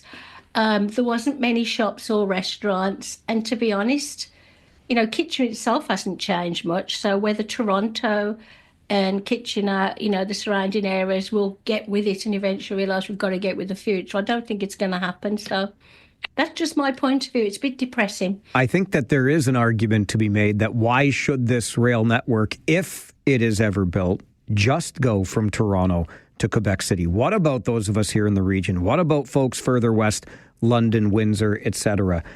Tom Galloway, you'll be happy to see, I think, I'm holding my Ion Light Rail pen here. And you gave me, I think the region gave me the pen. You gave me some Ion socks, but you're all about trains. What do you think of this one? Well, I do think it's a great idea, but it kind of reminds me of Highway 8 and the two-way all-day go and a bunch of other transportation projects that seem to be announced and re-announced and then re-announced again. Now, this time, I would say that there seems to be a consortium that has been given the go-ahead to start the design process. So this is a little more promising than it has been in the past when we've had a variety of governments give us some empty promises. But on the merits, I think it's an excellent idea. And, we're one of the few countries in the world who doesn't have a high-speed rail system, at least through the primary corridor of its country. And this is long overdue in terms of dealing with just the raw transportation needs, but also dealing with the climate change and some of the remediation that we need to be doing in that regard. It'll be good for business. It'll be good for the economy, and it'll be good for people who are just looking for recreation or for leisure travel, as Linda indicated. I recently went to Montreal on the train to actually see that Leaf Habs game a few weeks ago, and really enjoy the train trip. But if we can get it down to a more manageable amount of time, we can get, I think, a lot of people out of their cars who make that trip, and it'll be a lot more comfortable and equal in time to get from A to B.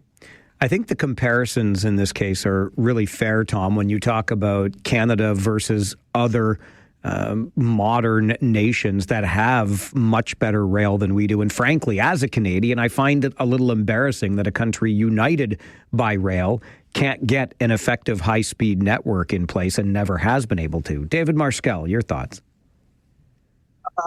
Well, yes, a resounding yes. This is the type of vision I love. I think it's wonderful for our country. Our country was built on the railway as it went west. I just hope nobody tries to axe the tracks, which would be, I don't know, might be somebody coming up later. But I think it's the Howe Institute has already come out saying this would generate somewhere between $15 and $27 billion in revenue for Canada over the over 6 decades. So the payback is there. And there's also a huge payback in terms of tourism, creating jobs immediately, more housing. Imagine living in Peterborough and getting to downtown Toronto in 40 minutes. We can't even get to Milton in 40 minutes by car. So there's just so many wonderful benefits to this. It's environmentally friendly. It also, not just the trains, but it reduces the emissions taking cars off the highways. So let's amalgamate. Let's plus extend the Ion to Guelph, and rather than talking about expanding Highway 7. And you make me think, David, when you talk about that 40-minute journey from Kitchener or Waterloo region to Milton, and Tom, maybe I'll bring you in on this because you were so involved in light rail, and there were some arguing when we built light rail that we should just do both phases, if you will, do the whole thing from Waterloo into South Cambridge all at once instead of phasing it. Surely there's an argument to be made here for not just making this Toronto to Quebec City. Like, what about the rest of southwestern Ontario here? What about Windsor to Quebec City? Well, if you go back far enough, on one of these iterations, it did indeed go all the way to Windsor. So that would be, I think, still on the shelf, so to speak. But these things are often built in phases, and I would say that if we're going to be able to get a high-speed rail system, we might be best off to take it in chunks the way that it's being proposed. Tom Galloway, David Marskell, Linda Ockwell-Jenner with us on the Friday 4 Roundtable this morning. We'll go from trains to planes. And oh my goodness, what happened at Toronto's Pearson Airport on Monday when a Delta airliner crash landed? Now the offer from Delta to all of the passengers on board, no strings attached too, $30,000 US. Are you taking the money and running? We'll talk about it with our roundtable coming up. This is the Mike Farwell Show, 570 News Radio and Rogers TV.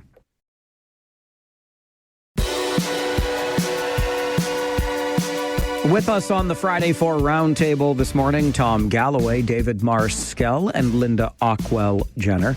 Let's talk about Monday's crash landing at Toronto's Pearson Airport.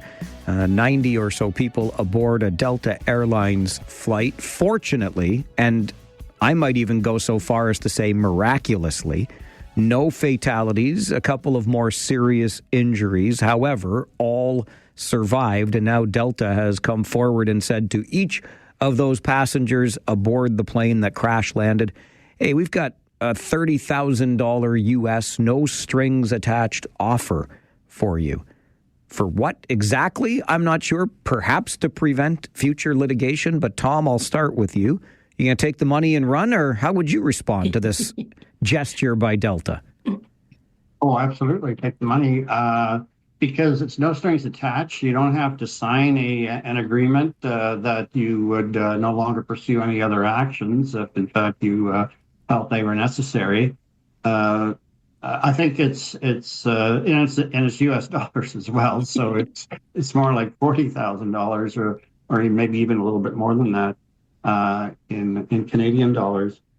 So I mean, you may well have some expenses too. I mean, onward travel, hotel accommodation, maybe lost wages, maybe you're going to suffer some, the shock, maybe call it PTSD or whatever. You may need some help.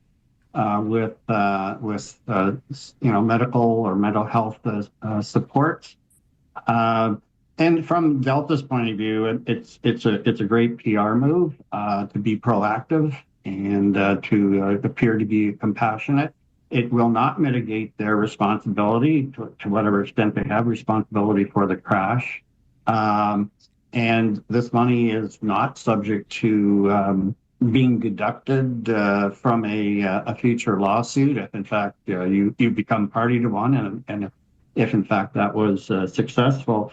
So from a legal point of view, it wouldn't appear like there's any downside to accepting this offer, and it serves the individual well, and I think certainly serves Delta well. I'm sure this money, while it appears to be totally on a compassionate basis, there's a real public relations component to their motivation. I'm sure their crisis management company is highly recommending that they do this.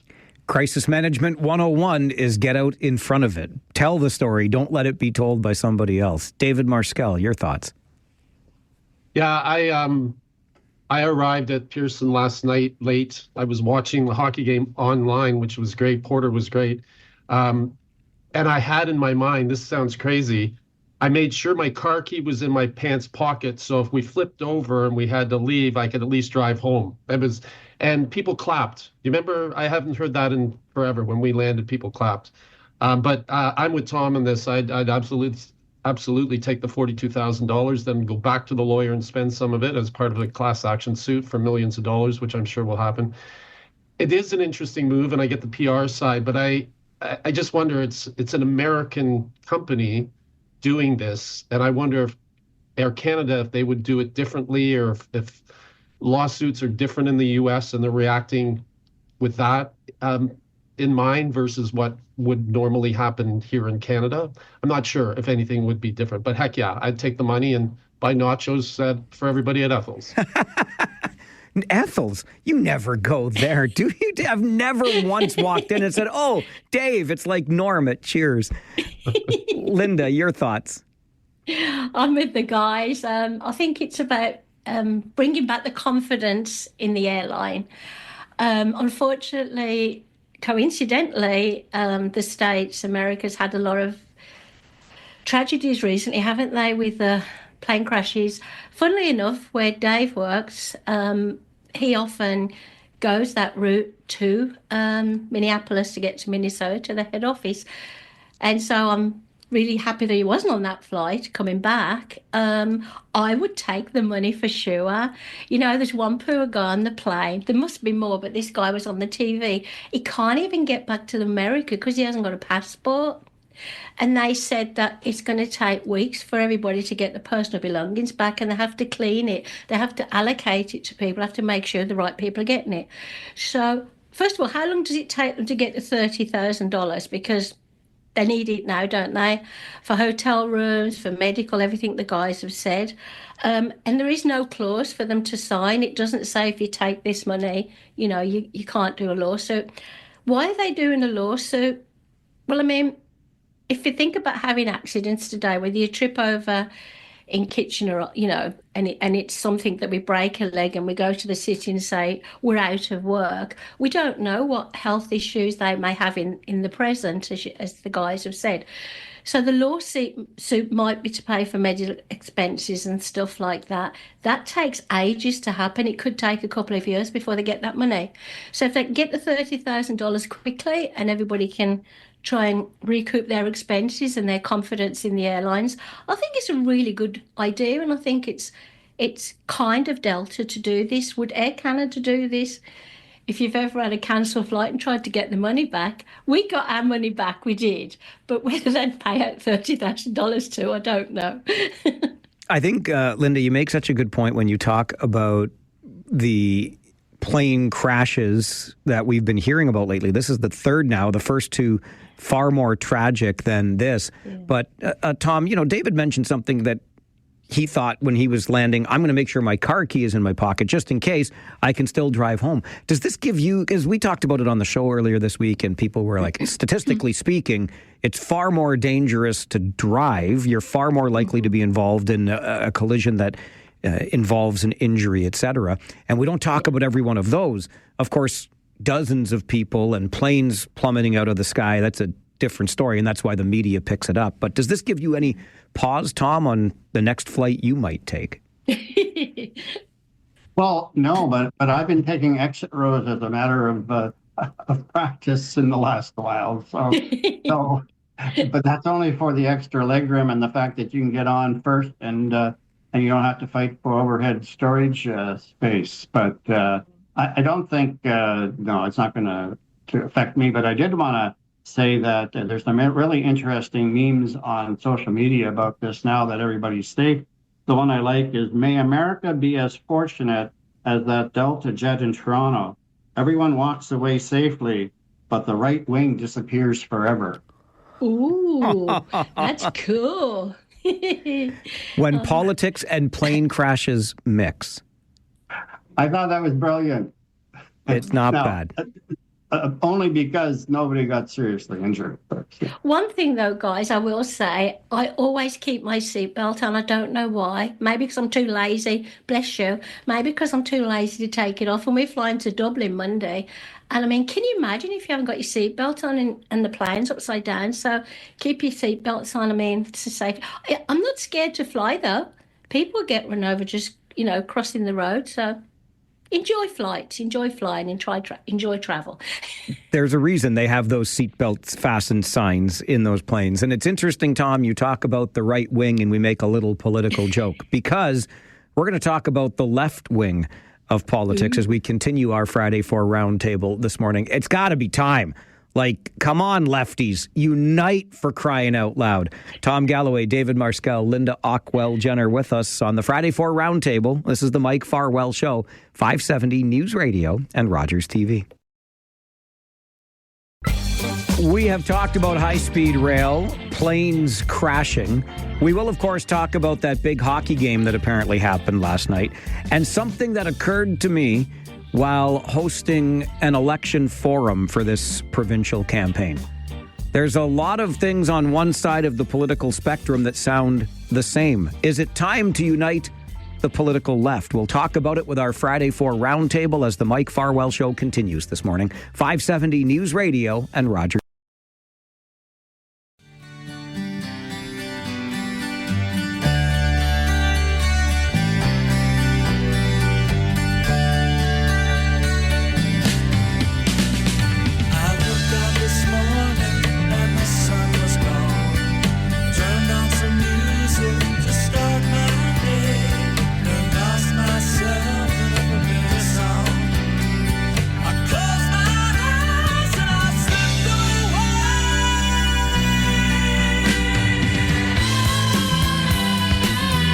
Every Friday on this show, we invite some guests to join us and discuss the week's big stories on our Friday 4 Roundtable. It also just so happens to be the all-request day here on the show. Fridays, that is.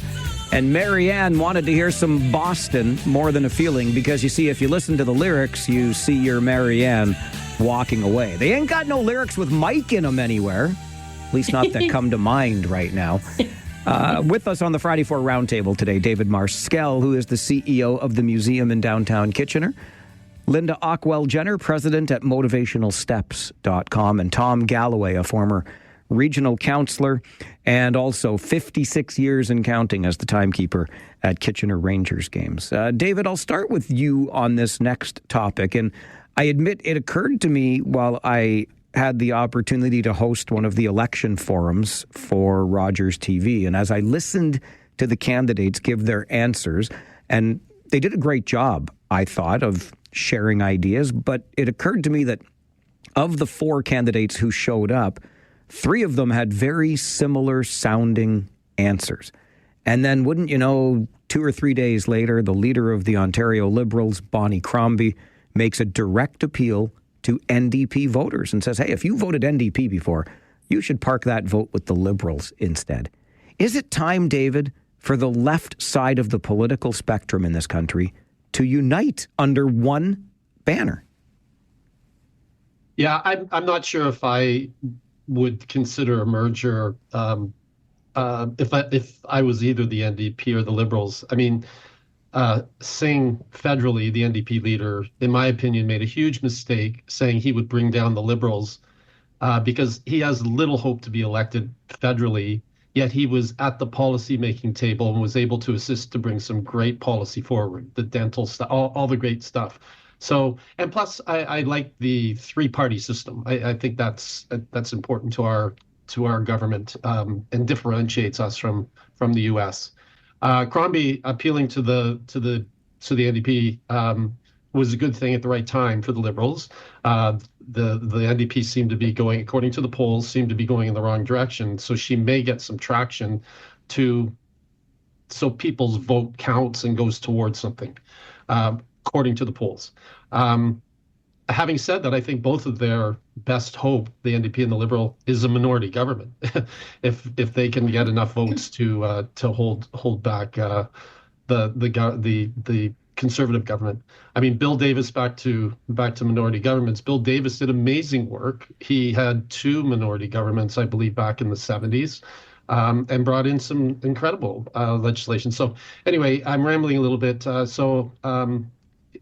I don't think I would unite or amalgamate or merge, but I would try to work together at some level. It sounds, David, if I can just take it a step further, that your preference is almost minority government because it forces the parties to work together, and maybe then what a better outcome might be or talking point would be some sort of electoral reform so proportional representation occurs? I agree 1,000%. I think that would be really, really great. And there's checks and balances built into that, and there's negotiation, and people have to work together. All right, Linda, over to you on this idea. Yeah, I like what David just said, because I'm not a professional political person, as you know, but I'm very interested in it. And one of the things I always say, as you know, Mike, especially on this show, is why can't they all work together? Okay. It would be really nice. Can they get more done? I'm going to quote from the Toronto Star, if that's okay, because I can't say it as you guys do. So these say some good things. The Liberals, NDP and the Green members share many overlapping aims and would be compatible in a merger. But I like David's idea now, not merger, have, them work together. So evidently, the majority of us want compassionate policies, which makes me feel happy, a healthy economy, better quality education. Healthcare is very important to me because without good healthcare, we can't prevent all the things that stop us working and, cost the healthcare a lot of money. So healthcare, I think, should come first and foremost. And I really think affordable housing, and I wish we could go back to the olden days where I'm sure you guys did it, where it wasn't greedy landlords, it was people like the government or the councils who did the affordable housing so they couldn't put the prices up. So I'm with David. Yeah, maybe if they're not all joining together, but they're working together, maybe less arguments. And please, please, please don't promise, something if you can't deliver it, because it's very disappointing. We've come to the point now where basically, from a health perspective and a housing perspective, we're in a mess. So basically, if you put those two things first and you all work together nicely, and I love all those parties, I really do. I'm giving it away now. I love Liberals, NDP and Green members. There you go. Well, I'm honest. And what folks have said is because there would be others like you, Linda, who like that side, those ideas coming from that side of the political spectrum. You've got one of three places to place your vote, which means it makes it easier for the other side because there's only one, the Progressive Conservatives over there. And so if you're splitting the vote on the left, it makes it easier for the political right. Tom, you've got decades of experience at a level of government where you had to work together with your colleagues. Yeah, and I prefer that. And to start off, I can say that I've never been a member of any political party, federally or provincially. But we would not be having this very unnecessary snap election if, in fact, the center and the left were united. I mean, it's obvious that Doug Ford is taking advantage again of the vote split. He could possibly get a majority government that he already has on 38 to 40% of the vote.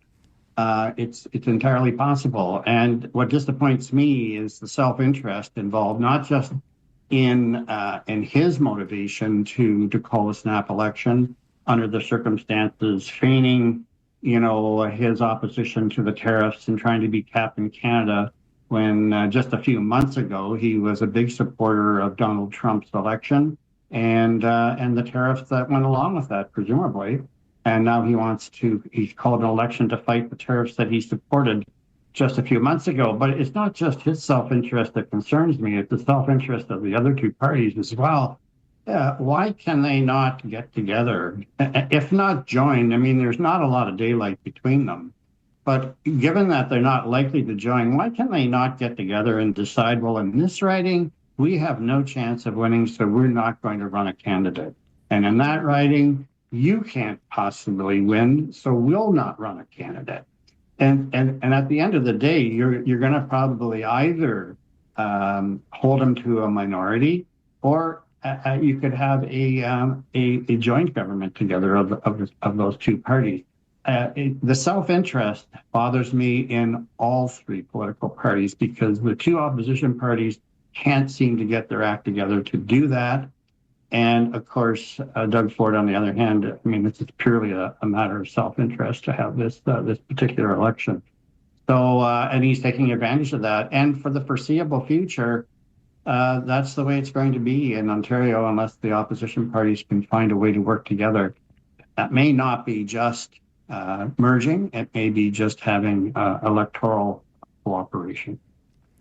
There's a new initiative begun by a woman out of Heidelberg, of all places, Cooperate for Canada, that speaks to that very... Shoemaker. Yeah, that's right, Barb Shoemaker, exactly. That speaks to that very point, Tom, where the three parties on the left side of the political spectrum here provincially determine, well, in this riding, Party A has the best chance, so parties B and C don't run a candidate, and then you've got just the sort of left or right option in that particular riding. And they've listed Ontario Unity candidates on their website, cooperateforcanada.ca. Of course, the underlying current of all of that is that it's an anything but conservative vote that they're asking for at Cooperate for Canada, because they're all five ridings here locally get somebody that's not conservative listed as the Ontario Unity candidate. But maybe that strategy would work.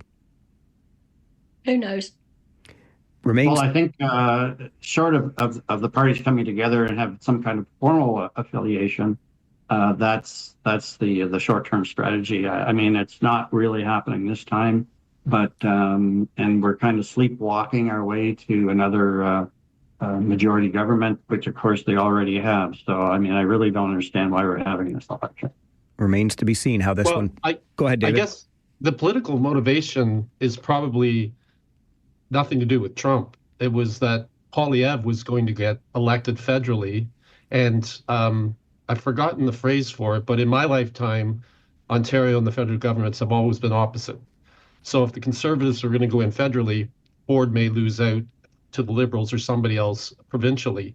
I think that was more of his political motivation. I may be wrong on it, but I think that's certainly part of his calculus. He didn't anticipate Trudeau's resignation. He wanted to ride the anti-Trudeau wave, and so now, of course, he's trying to still ride that. And you're right about the Ontario federal, imbalance. Liberal in one and conservative in the other. So yeah. But he's using Trump as the motivation. Yeah. The hypocrisy is just dripping. It's certainly a politically opportune moment to call the snap election provincially. Next Thursday, 6 days from today, is voting day, February the 27th in the provincial election. Okay, a quick break. When we come back, big hockey game last night, but it was so much more than hockey, wasn't it? We'll talk about it with our Friday 4 Roundtable as we continue on the Mike Farwell Show, 570 News Radio and Rogers TV.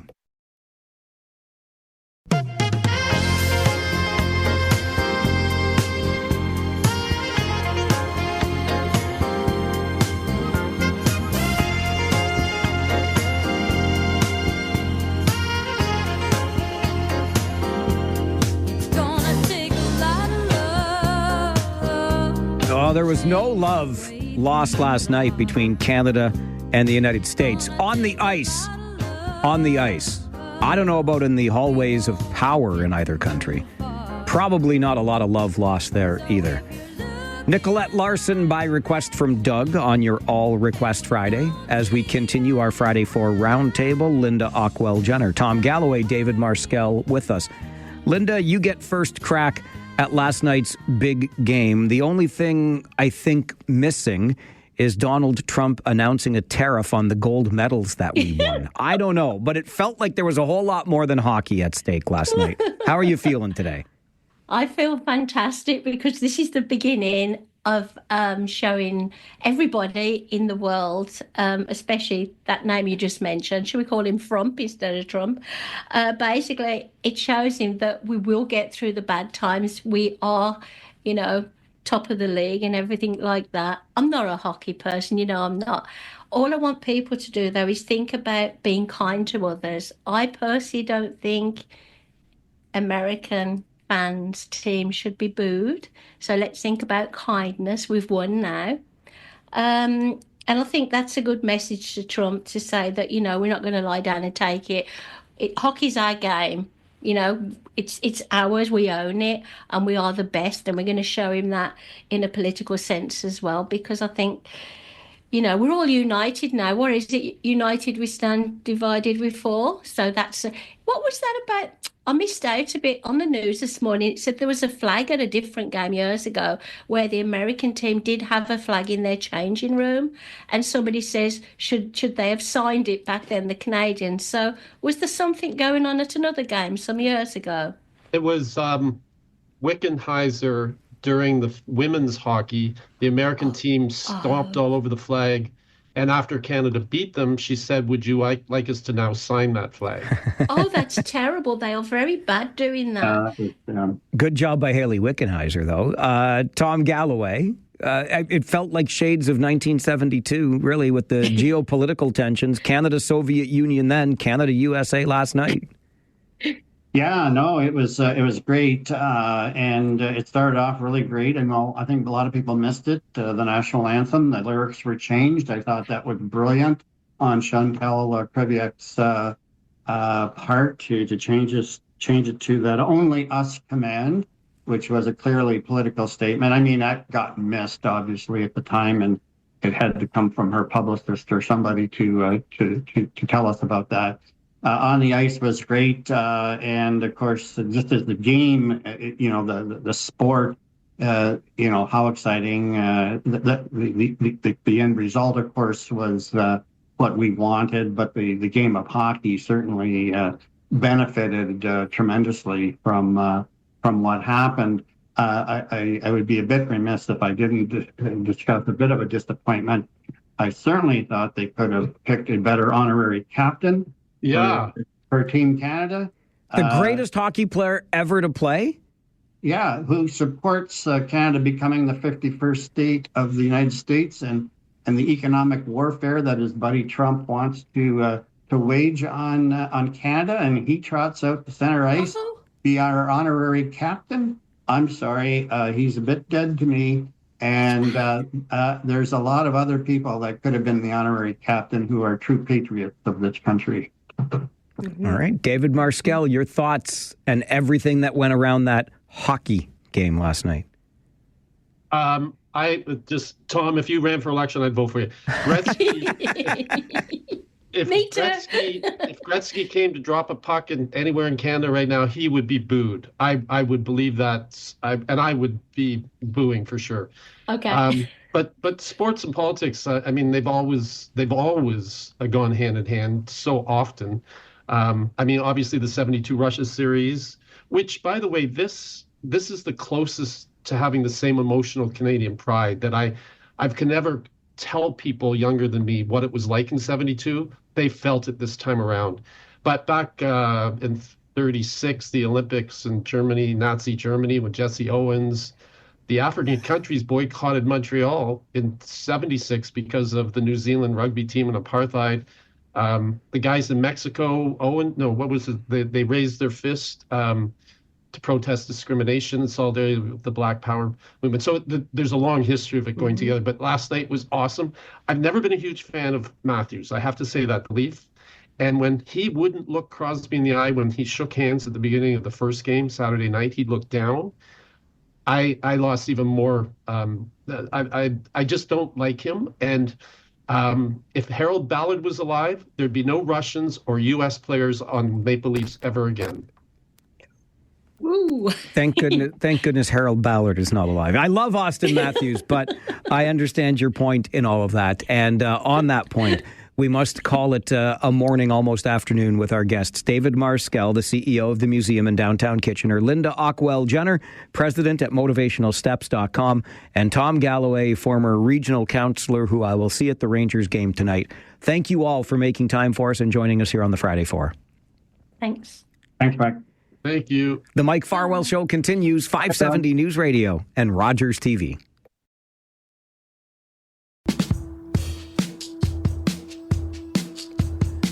Our thanks once again to Linda Ockwell-Jenner, Tom Galloway, and David Marskell for joining us on the Friday Four Roundtable this morning. A lot of different perspectives, which is always what we get from noon until 1 every day. Opening the phone lines to hear from you during our Talkback Hour. This being Friday, we call it Free Phones Friday. And maybe what you heard from our panel gives you a thought that you'd like to share, maybe even two, during Free Phones Friday in the next 60 minutes. You're welcome to do so. Just back on the idea of Wayne Gretzky being Canada's honorary captain for that big game last night. I find it very difficult to not love the guy that I grew up watching play hockey and be the greatest hockey player in the world ever to lace up the skates, in my humble opinion. It's hard to take that away from me in my formative years, regardless of who Wayne Gretzky supports politically. That's his choice. Tens of millions of other Americans did the same. But as was pointed out last night, very matter-of-factly, the honorary captain for Canada in this game publicly supports a political leader whose position is that Canada should not exist as a nation. Does that disqualify Gretzky as an honorary captain for Canada? Do we disqualify Chantal Kreviazuk, not for changing the lyrics to O Canada? I didn't mind the lyric change. I thought the performance was rather rotten, quite frankly. And then, of course, the big game itself. Canada still exists today as a sovereign nation. It was like a political punch in the face to Donald Trump. Your call is coming up in the next 60 minutes. Let's go. Free Phones Friday. The Mike Farwell Show. 570 News Radio and Rogers TV.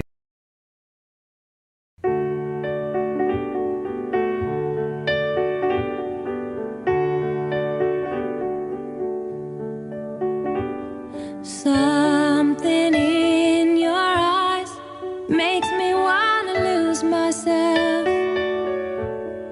Make makes me wanna lose myself in your arms. There's something in your voice. Is that an auto-tuned Chantal Kreviazek? Just, I'm asking for a friend. Stop. Don't. A little joke. We just making a little joke at Chantal's expense. But she sounds lovely, singing Feels Like Home by request from George on this All Request Friday here on the program. I make a little bit of fun because, of course, Chantal Kreviazek sang the national... Did she really sing the national anthem, though, for Canada last night at that hockey game?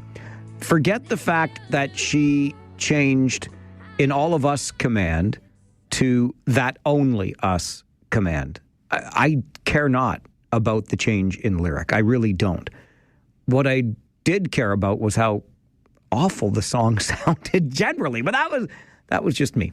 Chantal Kreviazek, by request on your All Request Friday here on the show. It's also Free Phones Friday. Open phone lines so we can hear from you during our last hour together this week. Let's get right to it. Tom, start us off. Good afternoon. Good afternoon, Mike. Well, nothing like a good old hockey game to bring Canadians together, right? Amen, brother. What a game last night. So all I can say is that the Canadians we did ourselves, or they did us proud. They played a great hockey game last night. And I hear that the rumor is that now the Canadians may accept the United States to become the fourth territory. Unfortunately, Donald Trump may not be the mayor or the governor or the premier of that territory. So, as they say, some are going to lose, some are going to win, and some have got the Blues, and Donnie can take a long walk off a short pier into the Gulf of Mexico to end those Blues. All right, Tom, thanks very much for that. I think it's the Gulf of Canada now, just for the record. And as Justin Trudeau tweeted after the game, you can't take our country and you can't take our game either. Kyle, good afternoon. You cannot take our game. Woo! This is what it was all about. You take the politics aside. I understand it was a very political game. It doesn't matter if you like Vancouver, Calgary, Toronto, that team that shall not be named. We all came together as one nation. We proved to the United States that this is our game. It will always be our game. And this is what it's like to be Canadian. I wish I could cue the national anthem right now, my friend, but I am ecstatic. Here we go. Let's go, baby. It is our game. Woo! Thanks, Mike. Thanks very much, Kyle. I almost removed my headphones knowing what was coming with that call. But I love the enthusiasm, especially today, because everything was on the line last night. And we, yes, the collective we, came out on top. Grant, good afternoon. Grant? Okay, Grant. Grant is not there. We will go to Afif next. Afif, good afternoon. Hey, good afternoon, Mike. First of all, Premier Trump and his 11th province can go do whatever because Canada won. Woo! All right, Afif, appreciate that call. Yes, Premier Trump and the 11th province can go do whatever because, as Paul pointed out earlier today on the show when he called in, second place is the first loser. Andre, you're on Free Phones Friday. Good afternoon. Game day, baby. Game day, baby. I can't wait to hear from you again tonight. Oh, yeah, lucky you. You get all Farwell all the time on Fridays on this radio station. And some Paul Fixer. So I want to say I predicted on Rob Snow, 4-3 overtime Canada. I was pretty close. You were pretty close. And my two favorite players, McKinnon and McDavid. But the only thing I didn't like, Mike, is about this politic thing. About Wayne Gretzky, like even if you endorse the other dude over there, we have choices and we have different opinion, but the guy's our legend, and I as a kid, had his number and everything, just like you and Gilmore, like we can't drop that. We can't boo the guy even he came here, like, right? I have respect. And that's my point. And my last one, Mike, is I know it's really popular today about the election. I got my card and all that stuff, and I always go federal normally. But Trudeau hurt us in 9 years. electoral and all that stuff. But and I'm kind of thinking going green. And for Mike Schreiner, so for what he's representing, right? So okay, well, I want to be clear here, Andre, because we are busy. I got to move on, but I don't think. I mean, it's up to you, but it's a provincial election we're in the midst of. I think you should look for the best provincial candidate. It shouldn't, in my opinion, have anything to do with what's going on federally. But it's your vote, Mike. Good afternoon. Good afternoon, Mike. Congratulations to Team Canada last night. It gave Mr. Trump something to think about with his insults. But I'd like to talk a bit about electoral reform a bit, just for a quick period. We had the Reform Party, the Canadian Alliance, Progressive Conservative parties, and they all merged into the Conservative Party or morphed into it somehow. Right now in Ontario, we have the NDP, Liberals, and Green Party, and people are saying they can't get together and the Conservatives will always win. Well, that's true. So basically what I would prefer is some of those parties to merge, right, to mount effective opposition so people can vote for them. But I think the other thing we need, Mike, is electoral reform. I think we need a ranked ballot and a mixed proportional system where we have a combination of a ranked ballot and certain proportional number seats being allocated going forward. Because right now, rule by minority of anything like liberal or conservative is bad for us. And that's my thoughts for the day, sir. All right, Mike, I appreciate that. You're not wrong, of course, when the federal Liberals under Justin Trudeau had a quote-unquote majority. It was less than that 40% overall. So it means 60% of the people did not vote for that particular government. But the way our system is structured, it becomes the government by quote-unquote majority. Free Phones Friday continues. We're talking hockey, we're talking politics, and we're talking when the two collide on the Mike Farwell Show. 570 News Radio and Rogers TV.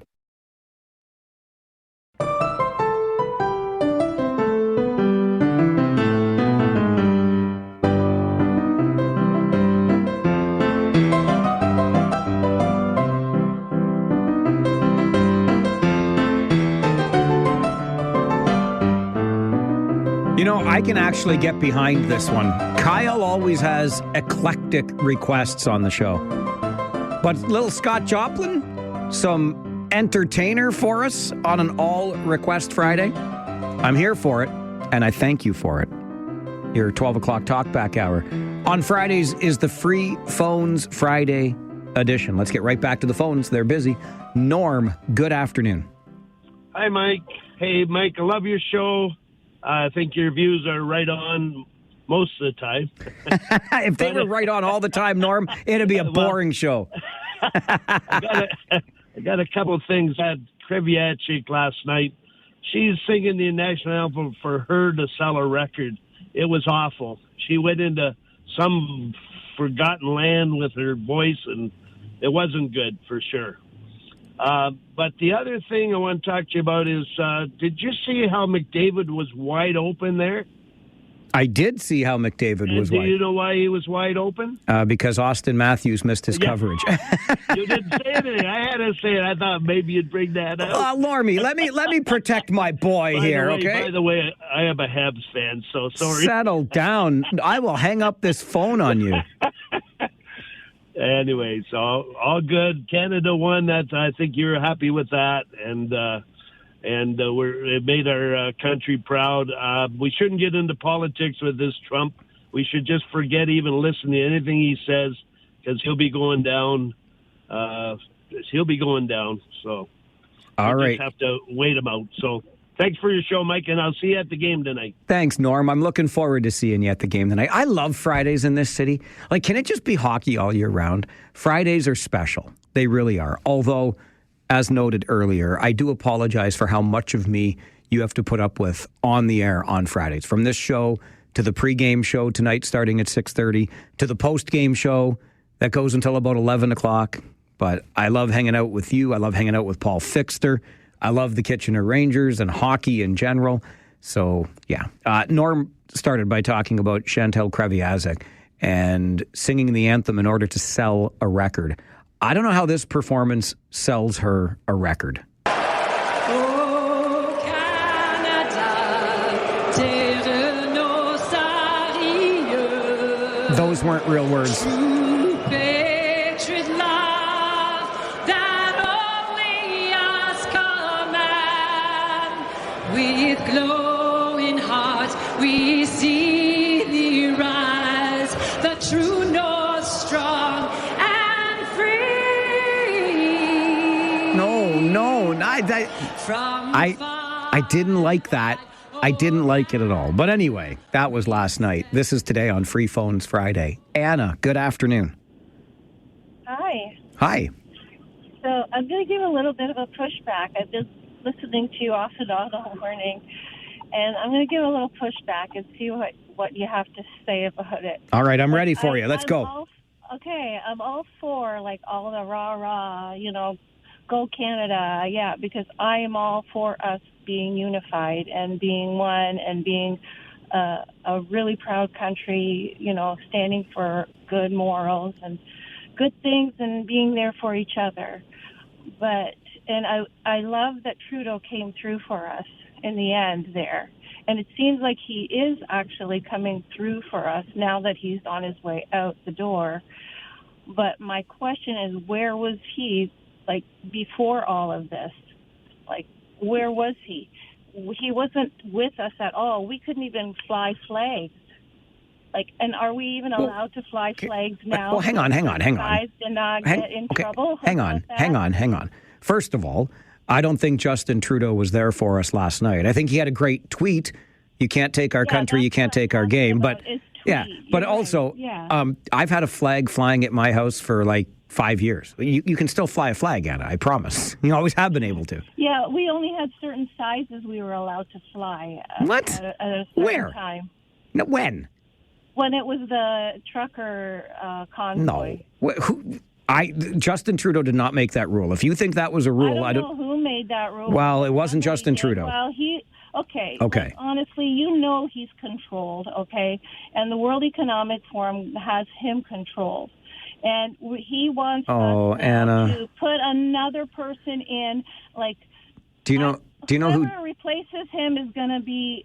I'm Anna, not going to get upset about it. I'm going to just tell you how it is. But whoever he's trying to get in, either Mark Carney or Chrystia Freeland, you can go on the website and look and find their names there. Do you know one of the first presentations that Donald Trump gave, virtually, albeit, but still, after getting elected again, was to the World Economic Forum? Do you know that? Yeah, exactly. Okay. Well, and I listened to the whole thing. Okay. I'm not Donald Trump... pro-Trumper either. Okay. I'm a pro-Canada. All right. And I'm saying our army is not strong, okay? We cannot defend against Trump. We cannot defend against Russia. Any one of them wants to come and take us over. Like, what are we going to do? You're right. Go We after need them with our pink submarines? militarily. We need to beef it up. You're right. Or how about this though? We could rely on our other global allies to support us if it came to that. Well, look what they did in Ukraine. Like, if the U.S. wasn't there, they're folding right now.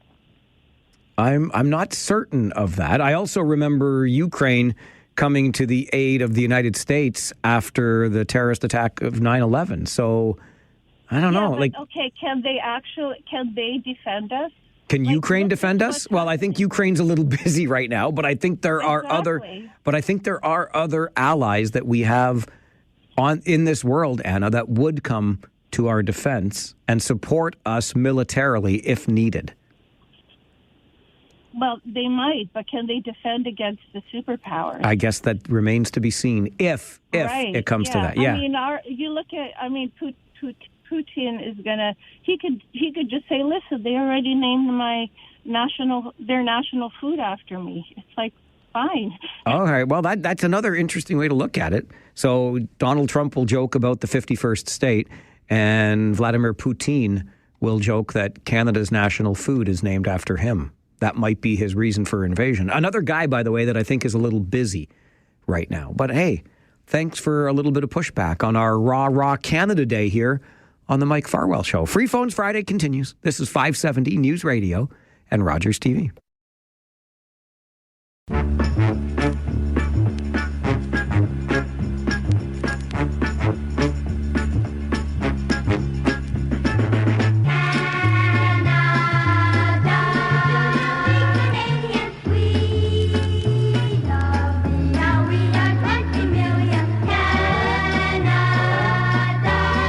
That is the Canada song by Bobby Gimby, by request from Tom, here on your All Request Friday on the program. Free Phones Friday continues as well. Any voice has got to be better than this song. Back to the phones we go. Paul, good afternoon.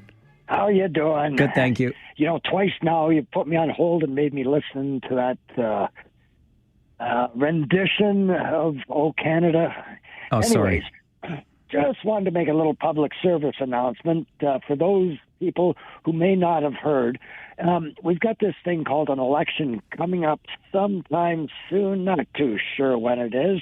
February 27th. And Paul, public service announcements go 30 or 60 seconds. And I've got like 60 left max. Okay. Okay. Here's a little list for you. It's raining. It's snowing. It's too hot, too cold, too sunny or too dark. I'm tired. I'm working. I had to get home to feed the kids. I don't know where to vote. I didn't get a voter's card. Don't know who to vote for. No one was worth voting for. The lineup was too long.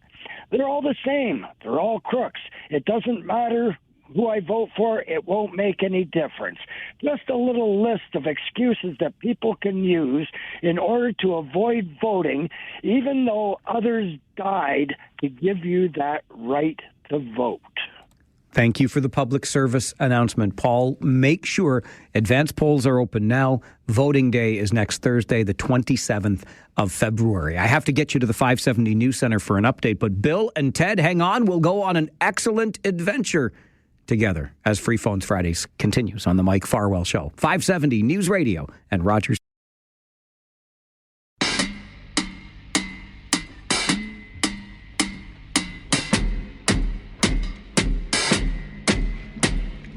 I'm just mad about saffron. Saffron's mad about me. I'm just mad about saffron. She's just mad about me. They call me Mellow Yellow, quite rightly. They call me Mellow Yellow. That is Donovan by request on your All Request Friday here on the program. Terry with the request. That reminds me, I'm just going to spit it out for you. As a kid, there was a commercial for butter, and they were using this song, Mellow Yellow, to show the butter drizzling onto the popcorn, and you're just mad about it. And the girl in the commercial with the bowl of popcorn, I think that was my first television crush. I'm just going to put it out there for you as we continue. Free Phones Friday here the morning after. Now we're into the afternoon after Canada's big win. Bill, you're on Free Phones Friday. Good afternoon. Hey, just a note. I like all your gratitude. You must be excited about hockey. I called to talk about hockey, but then you brought up commercial, and I thought, she wears shorts. I can't remember that commercial that you brought up, but you remember the... I think that was for like nylons or legs or something like that, wasn't it? I don't know. Shaving legs or something like that. Yeah, something like that. But, I appreciate the gratitude. I like the ripple effect, and I kind of believe, like, if you have something good to say, you should tell somebody, so I appreciate that. The hockey game, goal in overtime, Canada wins. That was pretty amazing, you know? Pretty amazing?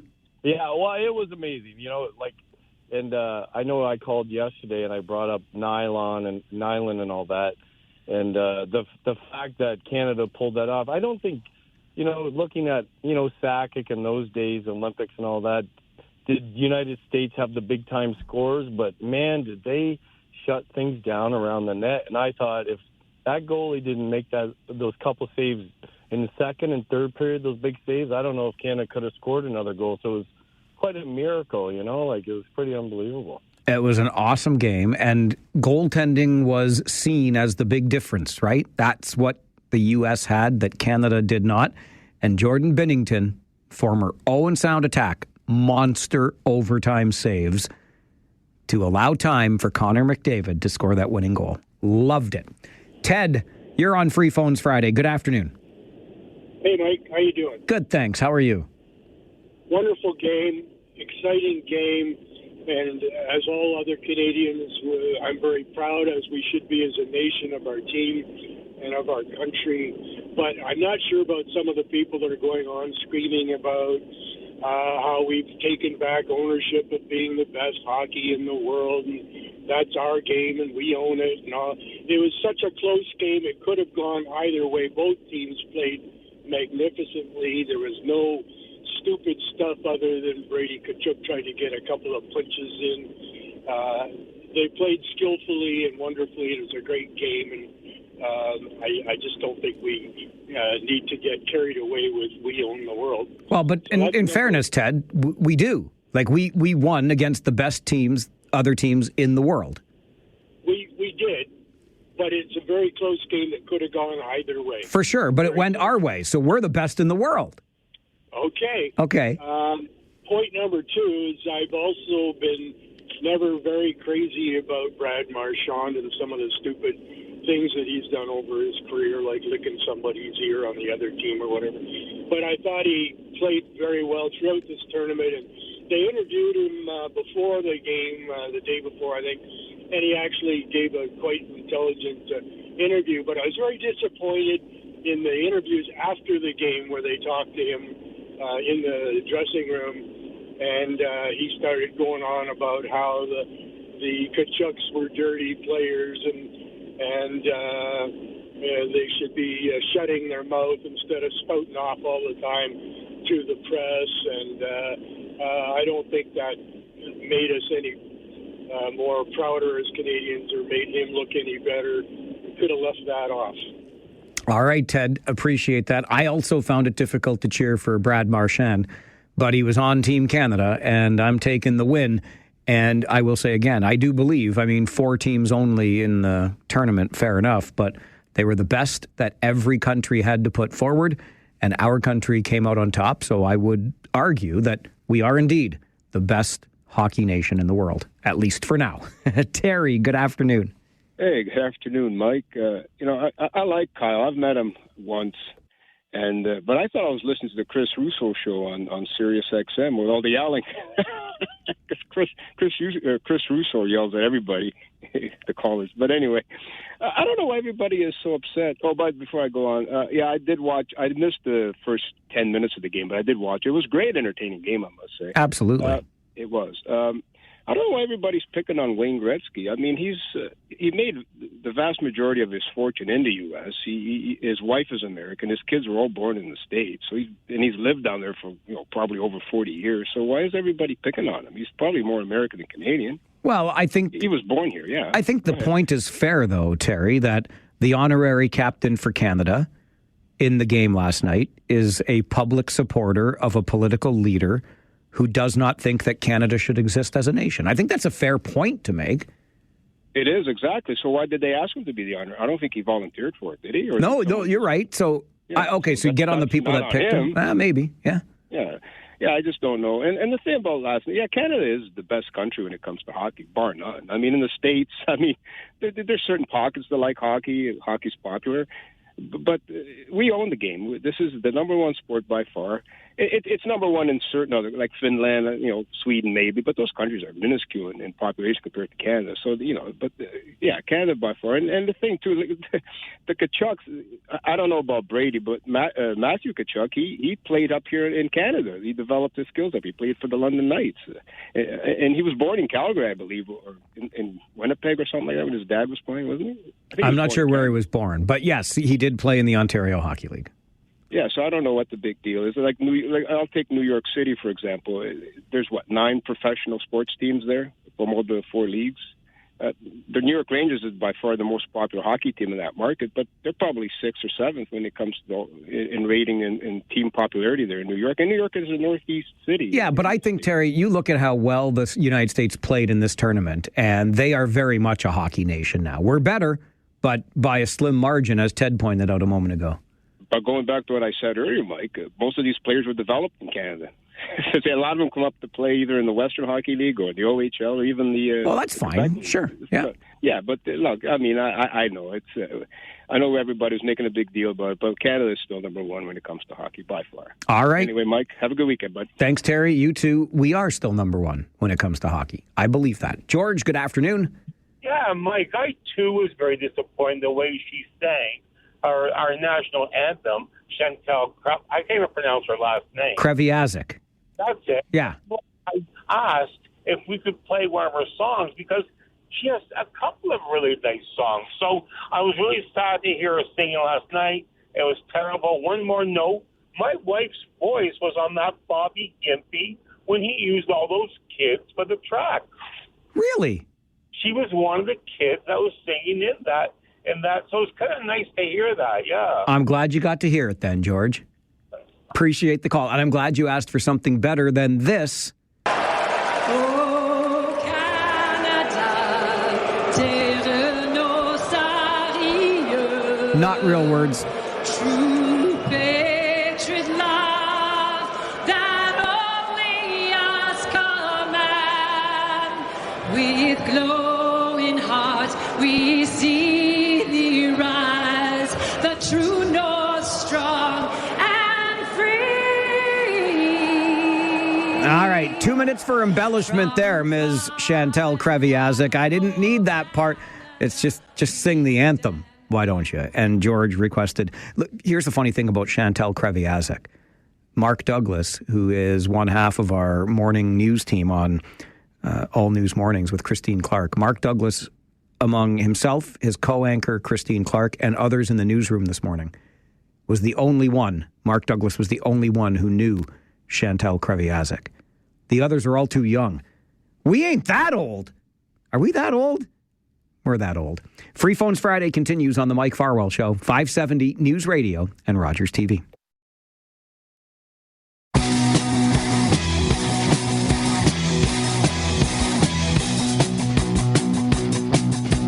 Beat on the brat, beat on the brat, beat on the brat with a baseball bat. Oh yeah, oh yeah, oh ho. Beat on the brat, beat on the brat, beat on the brat with a baseball bat. Oh yeah, oh ho. That is by request from Dean on your All Request Friday here on the show. The Ramones and Beat on the Brat. Dedicated, Dean says, to Governor Trump and the National American Hockey Team. Dino, thanks for the request. Free Phones Friday continues where we take your calls here on the show. 519-570-2545, star 570, and 1-800-570-5715. Brett, good afternoon. Mike, happy to be talking to you again. It's nice to hear your voice, too. Well, I've been biting my tongue because it's getting rather frustrating hearing. I don't know if it's ignorance or many of our other listeners are just falling into the propaganda agenda that's been pushed that Canada can be a country without working with a superpower. I mean, for our entire existence, we were founded by the empire that the sun never set on, and then basically we had the global hegemony shift from the British to the Americans in World War II. And so to think that we can operate without a close relationship with a superpower, I just think spits in the face of reality. You know, earlier you had a caller, Anna, I believe was her name, discussing how vulnerable we are. And I would encourage you or any of your listeners to check out CBC Front Burner. I'm actually advising someone to look at the CBC content, which might be kind of strange, but on YouTube, great interview this week with Howard Coombs, who's a military strategist that details how isolated Canada is. And so while it might feel good, the rah-rah nationalism, we have to be grounded in reality. And an economic war or a hot military conflict against the global reserve currency and the largest armed forces and deepwater navy in the world is just absolutely reckless and foolish. Hey, listen, Brett, down the rhetoric is important. I don't disagree for 1 second that this entire month or two since Donald Trump returned to the Oval Office has exposed us for how vulnerable we are and perhaps the trap/complacency we have fallen into. And maybe it is naivete on my part, but I mean... So who do you think is coming to our aid exactly? Well, you said before that others would come. Who do you think? Certainly. Well, I mean, we could take our pick of NATO allies, couldn't we? No, we can't. Why not?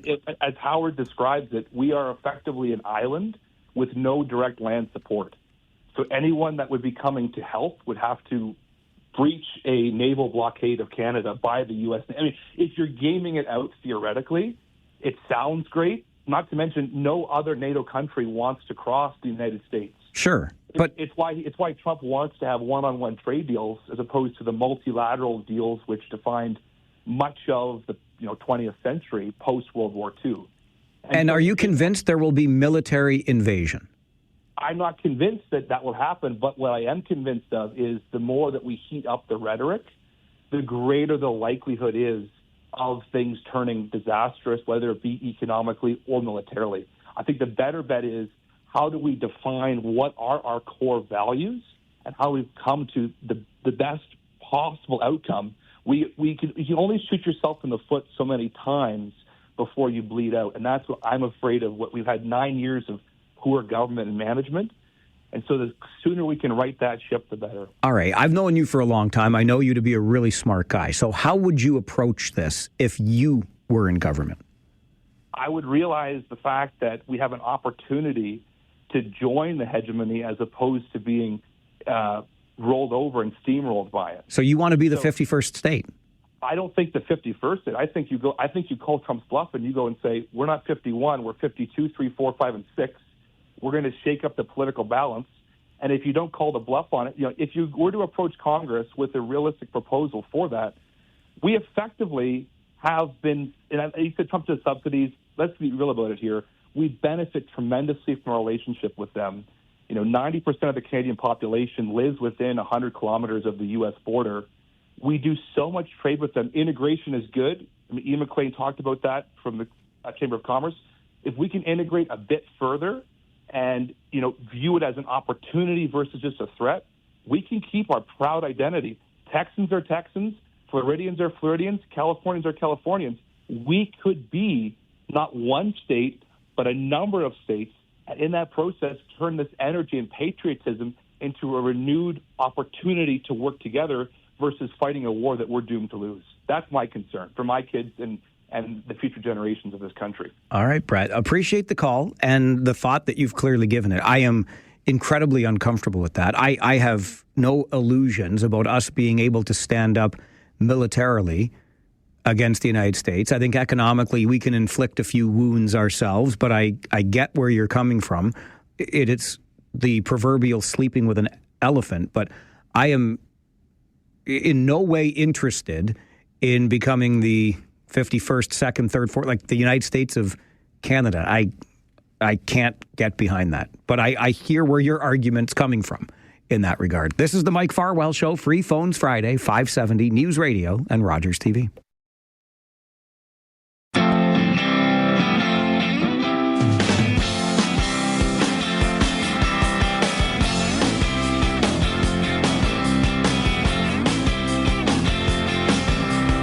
If there's a goal that everyone remembers. Closing out your All Request Friday with the hip and fireworks as we wrap up the show and try to squeeze in one more. Rudy, you get the last word on Free Phones Friday today.